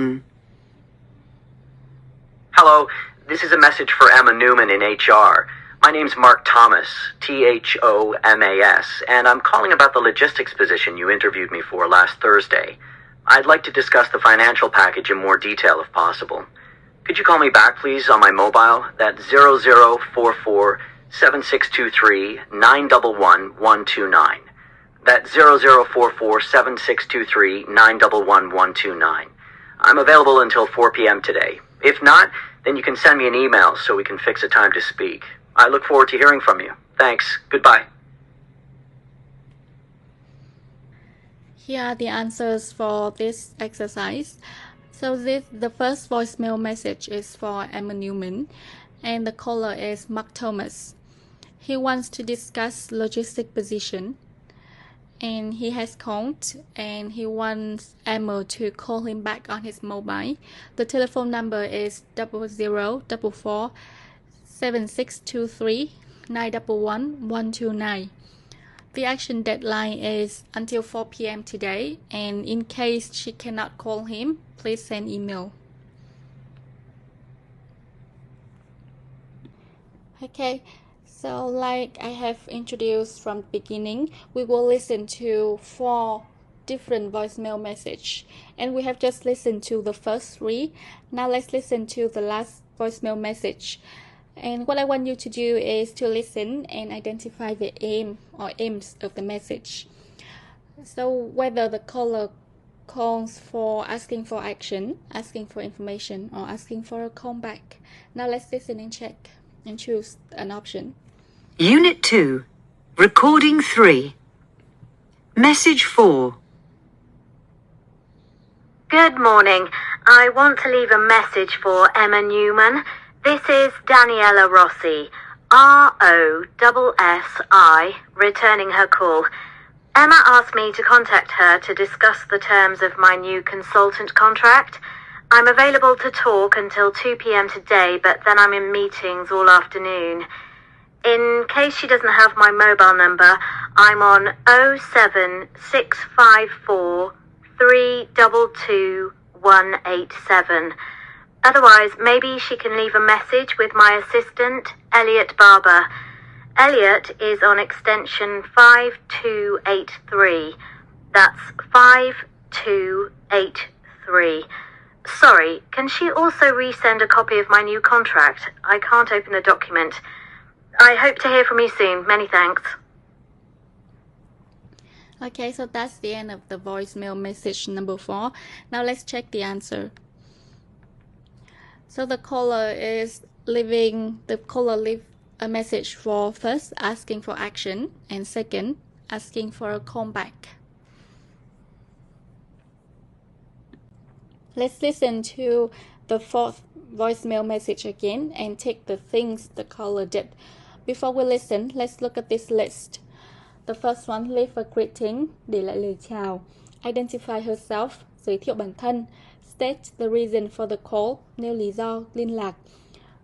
Request action, information or callback, yêu cầu hành động, xin thông tin hoặc yêu cầu gọi lại.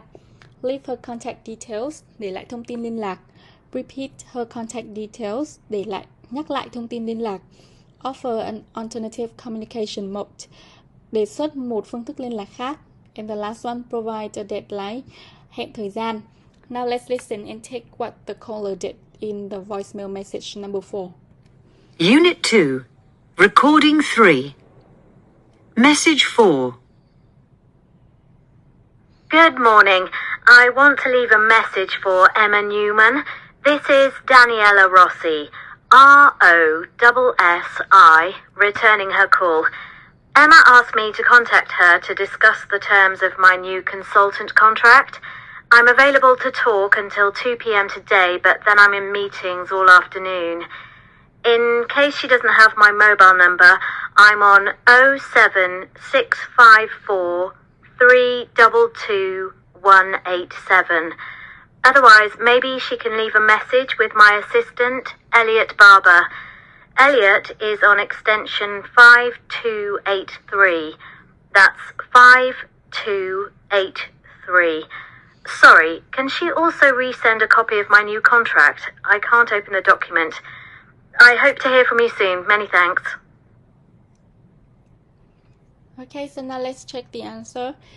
In the voicemail message, the caller has left a greeting, identified herself, stated the reason for the call, requested action or a callback, left her contact details, offered an alternative communication mode, and provide a deadline. Now let's listen again and check. Unit 2. Recording. Good morning. Ở đầu tin nhắn, lời nhắn thì cô ấy đã nói good morning, như vậy là cô ấy đã để lại lời chào. I want to leave a message for Emma Newman. Và mục đích I want to leave a message for Emma Newman. Mục đích gọi điện là để lại lời nhắn cho Emma. This is Daniela Rossi, R-O-S-S-I, returning her call. Sau đó cô ấy đã giới thiệu bản thân, giới thiệu tên của mình. Emma asked me to contact her to discuss the terms of my new consultant contract. I'm available to talk until 2 p.m. today, but then I'm in meetings all afternoon. Sau đó cô ấy đã đưa ra một deadline. Cô ấy để lại lời nhắn này vì mong muốn sẽ cùng Emma thảo luận về hợp đồng. Và tuy nhiên là cô ấy có thời gian rảnh đến 2 giờ chiều và sau đó sẽ phải tham gia cuộc họp. Như vậy thì 2 giờ chiều sẽ là deadline để Emma liên hệ lại với cô này. In case she doesn't have my mobile number, I'm on 07654 322 187. Otherwise, sau đó cô ấy đã để lại thông tin liên lạc, chính là số điện thoại của mình.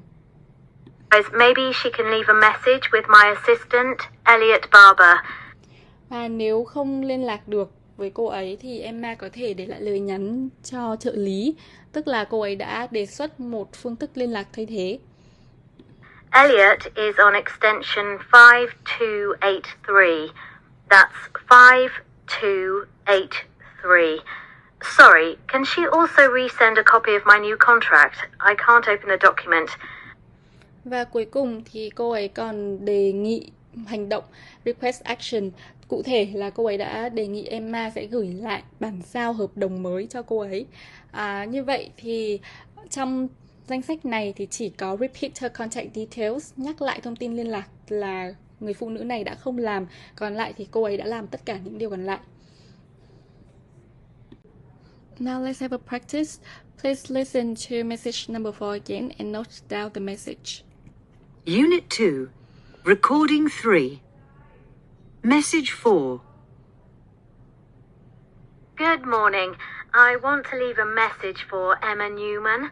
This is Daniela Rossi, R-O-S-S-I, returning her call. Emma asked me to contact her to discuss the terms of my new consultant contract. I'm available to talk until 2 p.m. today, but then I'm in meetings all afternoon.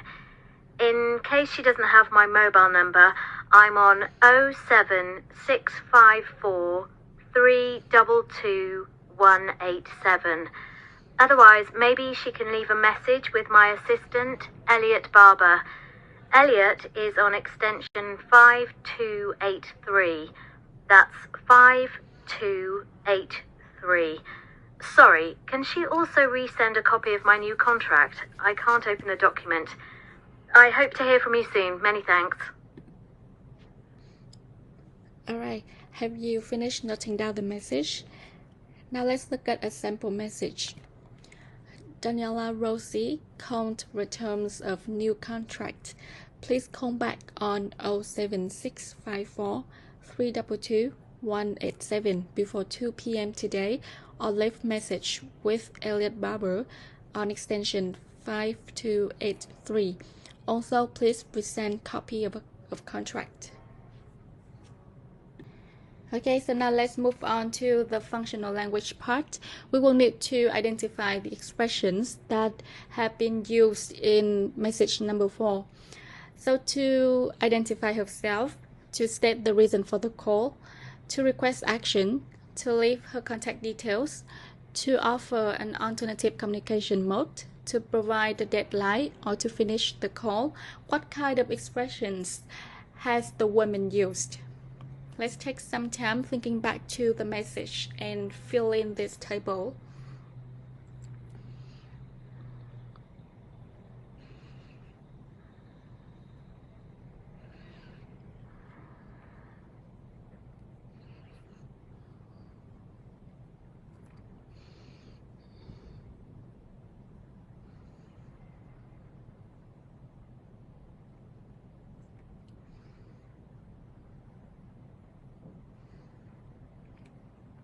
Okay, so now let's look at the answer.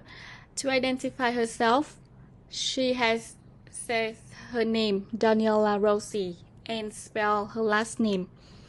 To state the reason for the call, she says, Emma asked me to contact her to discuss. To request action, she says, can she also resend a copy of my new contract?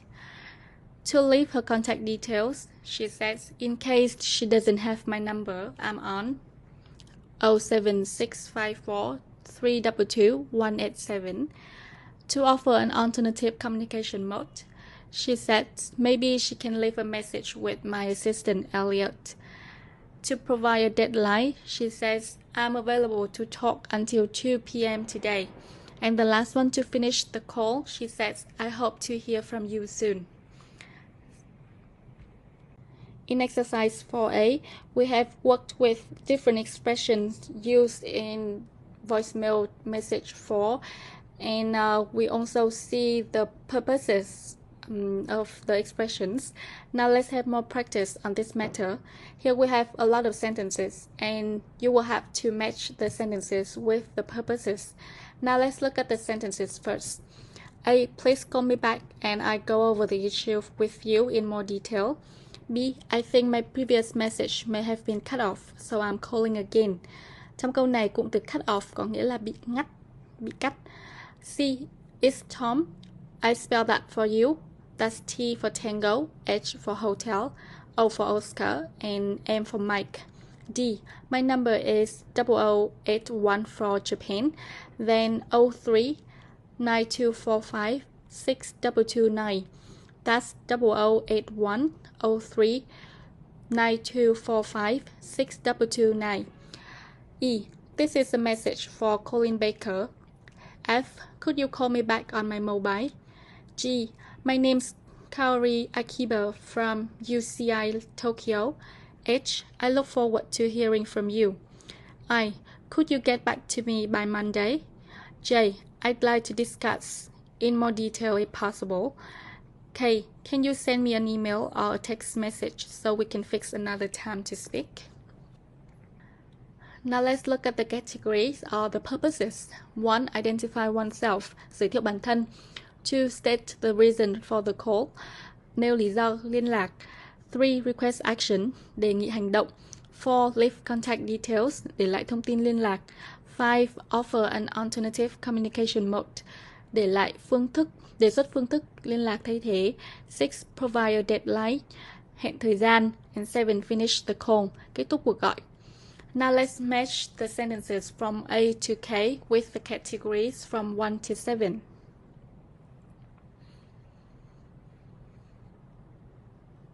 Now let's check the answer together.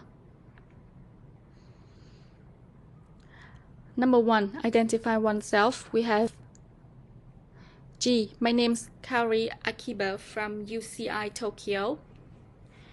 2, to state the reason of the call, we have B, I think my previous message may have been cut off, so I'm calling again. E, this is a message for Colin Baker. And J, I'd like to discuss in more detail if possible. For requesting action, we have A, please call me back and I'll go over the issue with you in more detail. F, could you call me back on my mobile? The next category, to leave contact details, we have C, is Tom. I spell that for you. That's T for Tango, H for Hotel, O for Oscar, M for Mike. And D, my number is 0081 for Japan, then 03 9245 6229. That's 0081 03 9245 6229. To offer an alternative communication mode, we have K, can you send me an email or a text message so we can fix another time to speak?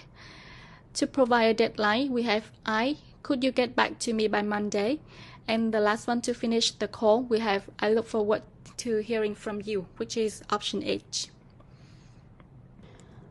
Now let's have a practice. Here is the situation for you. You have to leave a message for Thomas Feldman, the sales representative of a family-owned bookseller. In your message, you need to include the following information. The first one, the caller's name is Alicia Khan for women and Ali Khan for men.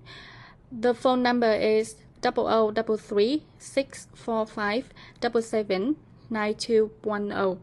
The reason for call is you are calling about the order for 150 copies of Communicate Better and you have lost the details of the order. The action required is that you want the other person to check it has been dispatched, reconfirm the expected delivery date and time, and send you a copy of the order number because you want to be able to track the order online. To be more specific about what you have to do, you will have to prepare a message using the useful phrases, the functional language in exercise 4, and record the message in your phone or recorder. And then you will have to play the message again to listen to the recording and write out the message. And check the information with the situation here. And you also have another practice. For situation 2, you will have to do the same thing. In this situation, you will leave a message for Su Chen, the ticket officer for UK travel. You need to include the following information. The caller's name is Josie McCoger for women and Joseph McCoger for men. The phone number is 0049 8529 990 The reason for call is you are calling about 15 first-class tickets from London to Glasgow for your colleagues to go on a team building course. You ordered the tickets 3 weeks ago and you are still waiting to receive them by post. The team leaves tomorrow evening.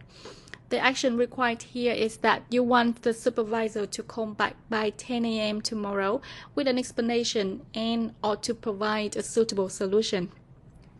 Again, you will have to prepare a message and record it with your mobile phone or recorder and then listen to the message and take note. So now let's turn to the very last part in the second lesson, which is 2.5. In this section, we focus on the writing skills. We will learn how to write action points in an email. The first thing that I want you to do is to listen to the meeting between Alice, Matthew, and Stanley and complete the key action points in the email below. Unit 2, Recording 4. Morning, Matthew. I'd like you to meet Stanley Donggoran, our Indonesian business partner who's helping us set up the factory in Indonesia. Hi, Stanley. Nice to meet you. Nice to meet you too. So, Stanley, what do we need to do now? Well, the first thing is to get the license from the Indonesian Investment Board. I've already submitted everything for that, and it'll be ready next week. That's great. So we'll be able to visit Indonesia then? Yes, I think next month would be a good time to go. What will we have to do first when we get there? We'll need to open a bank account, and then we've got to think about the factory. Those are the priorities. You mean we need to find one or the land for one? The land. I found a couple of suitable locations, and we're going to visit them to make a final decision. Then we can arrange all the documents we need to register the business premises. All these things take time, but we can get the process started. How long exactly? Here's the time schedule for each element. Thanks. Then we've got to organize all the other permissions we need. That's all on the schedule too. Right. Are we going to interview some local people for jobs while we're there? I found 3 great candidates to be the site manager for you to interview. We're going to meet them and have formal interviews so you can choose someone. Thanks. Matthew, can you organise the flights and accommodation for the trip tomorrow? Of course.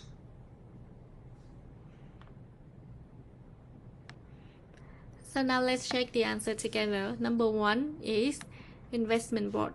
Unit 2, Recording 4. Morning, Matthew. I'd like you to meet Stanley Donggoran, our Indonesian business partner who's helping us set up the factory in Indonesia. Như vậy ở phần đầu của file nghe thì Alice đã giới thiệu Matthew với Stanley và nêu ra vai trò, vị trí của Stanley cũng trong dự án của họ. Đó là trong dự án xây dựng nhà máy ở Indonesia. Hi, Stanley. Nice to meet you. Nice to meet you too. So, Stanley, what do we need to do now? Alice đã đặt ra câu hỏi So Stanley, what do we need to do now? Với câu hỏi này thì chúng ta thấy rằng là đây chính là dấu hiệu để chúng ta nhận thấy trong phần tiếp theo họ sẽ bàn về các key action points của dự án. Well, the first thing is to get the license from the Indonesian Investment Board. The first thing is to get license from Indonesian Investment Board. Vậy thì số 1 chúng ta sẽ điền từ investment. I've already submitted everything for that, and it'll be ready next week. That's great. So we'll be able to visit Indonesia then? Yep. Và Matthew đã nói rằng là chúng ta có thể đến Indonesia ngay sau đó. I think next month would be a good time to go. Và Stanley đã xác nhận rằng là next month would be a great time to go. Tháng sau thì sẽ là thời điểm rất thích hợp. Như vậy ở câu số 2 chúng ta sẽ điền đáp án month. What will we have to do first when we get there? We'll need to open a bank account and... Và điều đầu tiên khi đến Indonesia đó là họ cần phải open a bank account. And then we've got to think about the factory. Và sau đó thì mới cân nhắc, suy nghĩ về việc thành lập nhà máy ở đây. Those are the priorities. You mean we need to find one or the land for one? The land. I found a couple of suitable locations, and we're going to visit them to make a final decision. Vậy tiếp theo, action point tiếp theo đó là họ sẽ phải lựa chọn một vị trí phù hợp cho nhà máy. Vì vậy ở chỗ trống số 4 chúng ta sẽ điền đáp án location. Then we can arrange all the documents we need to register the business premises. Và điều tiếp theo cần làm đó là chuẩn bị giấy tờ để register the business premises, chuẩn bị giấy tờ để đăng ký mặt bằng kinh doanh. All these things take time, but we can get the process started. How long exactly? Here's the time schedule for each element. Thanks. Then we've got to organize all the other permissions we need. That's all on the schedule too. Và tiếp theo đó là organize other necessary permissions, cần phải chuẩn bị những đơn xin phép tiếp theo, cần thiết tiếp theo để tiến hành dự án. Right. Are we going to interview some local people for jobs while we're there? Ở đây câu hỏi tiếp theo Matthew đặt ra đó là chúng ta có cần phải interview local people, cần phải phỏng vấn, tuyển thêm nhân sự cho dự án này. I found 3 great candidates to be the site manager for you to interview. Và Stanley đã trả lời rằng là anh ấy đã tìm được 3 candidates cho vị trí to be your site manager, để làm vị trí quản lý tại địa phương. We're going to meet them and have formal interviews so you can choose someone. Thanks. Matthew, can you organise the flights and accommodation for the trip tomorrow? Và tiếp theo câu hỏi mà Alice đặt ra đó là can you organize flights and accommodation. Thay vì dùng động từ book thì Alice đã sử dụng động từ organize và Stanley cũng đã đồng ý với yêu cầu này. Như vậy thì đáp án số 8 sẽ là flights. So now let's look at the functional language that we should use to write an email that includes action points. In the following table, we have 5 tips to write such an email. Let's look back at the email that we have done in the previous exercise and take out some structures or expressions as examples for each tip. Let's go through the tips together and complete the table. Lời khuyên đầu tiên đó là chúng ta cần giới thiệu ngắn gọn về cuộc họp và trong đó đã quyết định những điều chúng ta cần làm và trình bày trong email. Như vậy thì trong email chúng ta vừa làm ở bài trước thì người viết đã sử dụng những câu như We are going to build a factory in Indonesia. Câu này được sử dụng để giới thiệu về mục đích của dự án. We had a meeting with our Indonesian partner. Chúng ta đã có một cuộc họp với đối tác người Indonesia. Câu này được đưa ra để khái quát giới thiệu về cuộc họp. Tip number 2. List the points in the order in which you must do them. Trình bày các hành động, các công việc cần làm theo đúng thứ tự thực hiện. Đó, ở đây thì trong email thì người viết đã sử dụng các gạch đầu dòng trình bày những công việc lần lượt cần làm, bao gồm get license, visit Indonesia, open bank account. Number 3. Use the same grammatical structure at the beginning of every action point.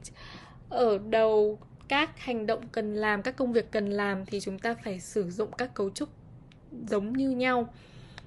Cụ thể thì trong email vừa rồi, tất cả các action points đều được trình bày ở dạng imperatives, ở dạng mệnh lệnh thức, với động từ ở dạng nguyên thể và câu không có chủ ngữ.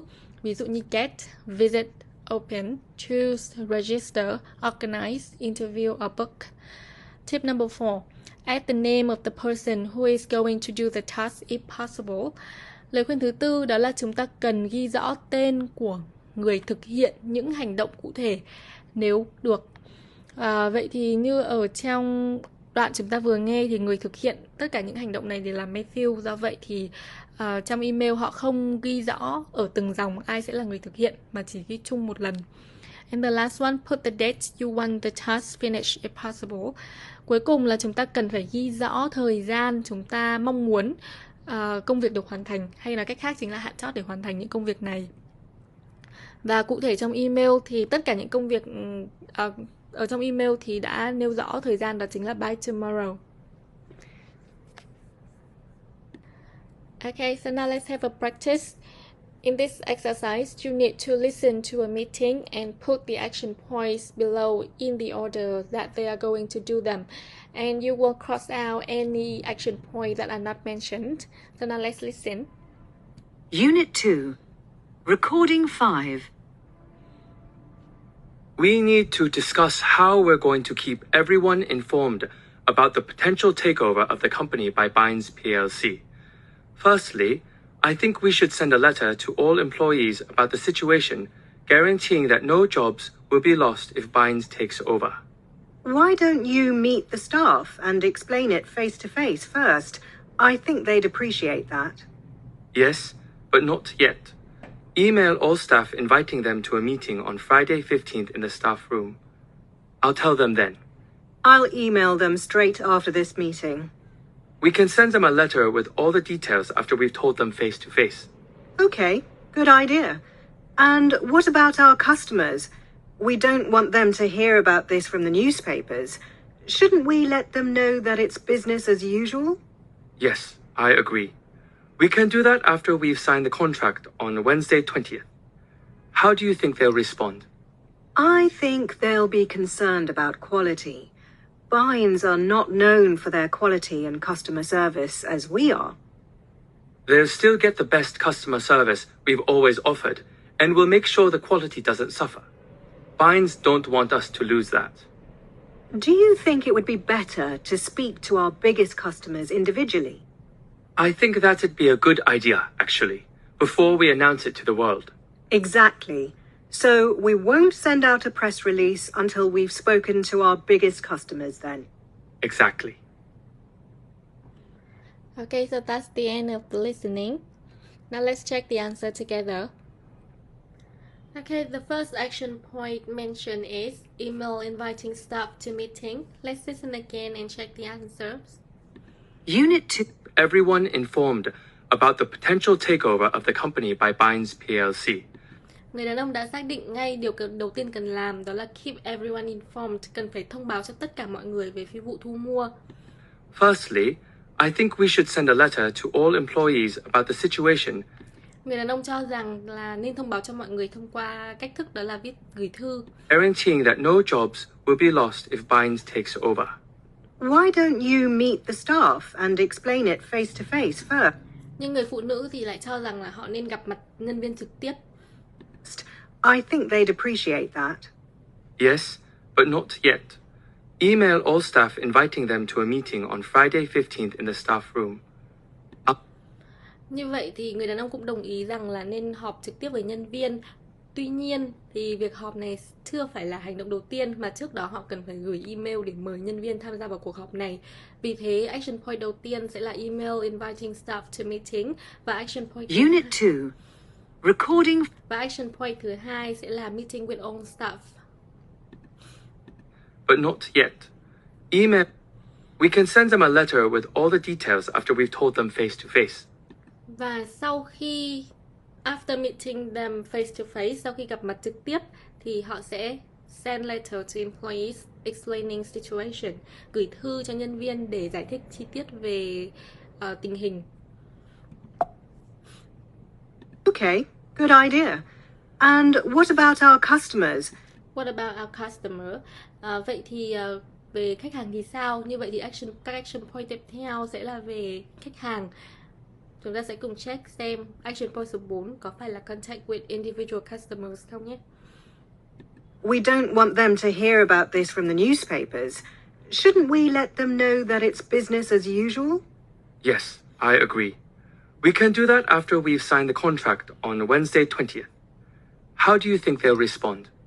I think they'll be concerned about quality. Bynes are not known for their quality and customer service as we are. They'll still get the best customer service we've always offered, and we'll make sure the quality doesn't suffer. Bynes don't want us to lose that.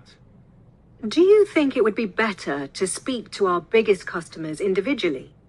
I think that'd be a good idea, actually. Và như vậy thì cái công việc tiếp theo mà họ cần làm chính là liên hệ với khách hàng, thông báo cho khách hàng. Và ở đây thì người phụ nữ đã nêu ra một vấn đề, đó là họ có nên liên hệ với các khách hàng lớn cho từng khách hàng hay không, và người đàn ông cũng đồng ý với điều này. Vì thế action point thứ 4 của chúng ta sẽ là liên hệ với từng khách hàng. Cụ thể ở đây sẽ là những khách hàng lớn. Before we announce it to the world. Và cần làm điều này before we announce it to the world, trước khi công bố với tất cả mọi người về phi vụ chuyển nhượng. Như vậy thì action point cuối cùng sẽ là press release, họp báo. Exactly. So we won't send out a press release until we've spoken to our biggest customers then. Và người phụ nữ cũng đã khẳng định lại điều này. Chúng ta sẽ không tổ chức press release, không tổ chức họp báo cho đến khi đã thông báo với tất cả khách hàng. So here are the action points that are mentioned in the meeting, and this is also the correct order of the actions that they are going to take in this situation, in this takeover. Now let's have a practice. In exercise 3B, you need to write an email to the CEO with the action points in 3A to inform people about the takeover in around 100 words. You can refer to the email that we have dealt with at the beginning as a suggestion for you to write your own. And when you finish, please check what you have done by answering the following questions. Number 1, did you write formal or informal email? And number 2, how many phrases from the functional language did you use? This is the end of Unit 2. Now let's assess your progress in this unit. Please tick the statements which are true to you. The first one, I can use vocabulary related to different sectors and industries which drive economic activity. Number 2, I can use the past simple and past continuous to talk about past events. 3, I am aware of ways to take turns and can use range of expressions to interrupt and manage interruptions in a meeting. 4, I can use a range of expressions to leave a clear and concise voicemail message.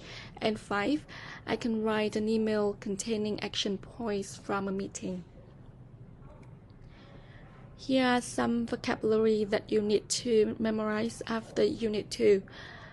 Business sector, industry, industrialized, agriculture, energy, electronics, finance, fishing, automotive, retail, service, transportation, innovation, agent, climate, renewable, greenhouse, solar panel, fossil, interrupt, induction meeting, contract, trainee, compulsory, on-site, relocate, scenario, premise, voicemail, go over, cut off, action point, and key.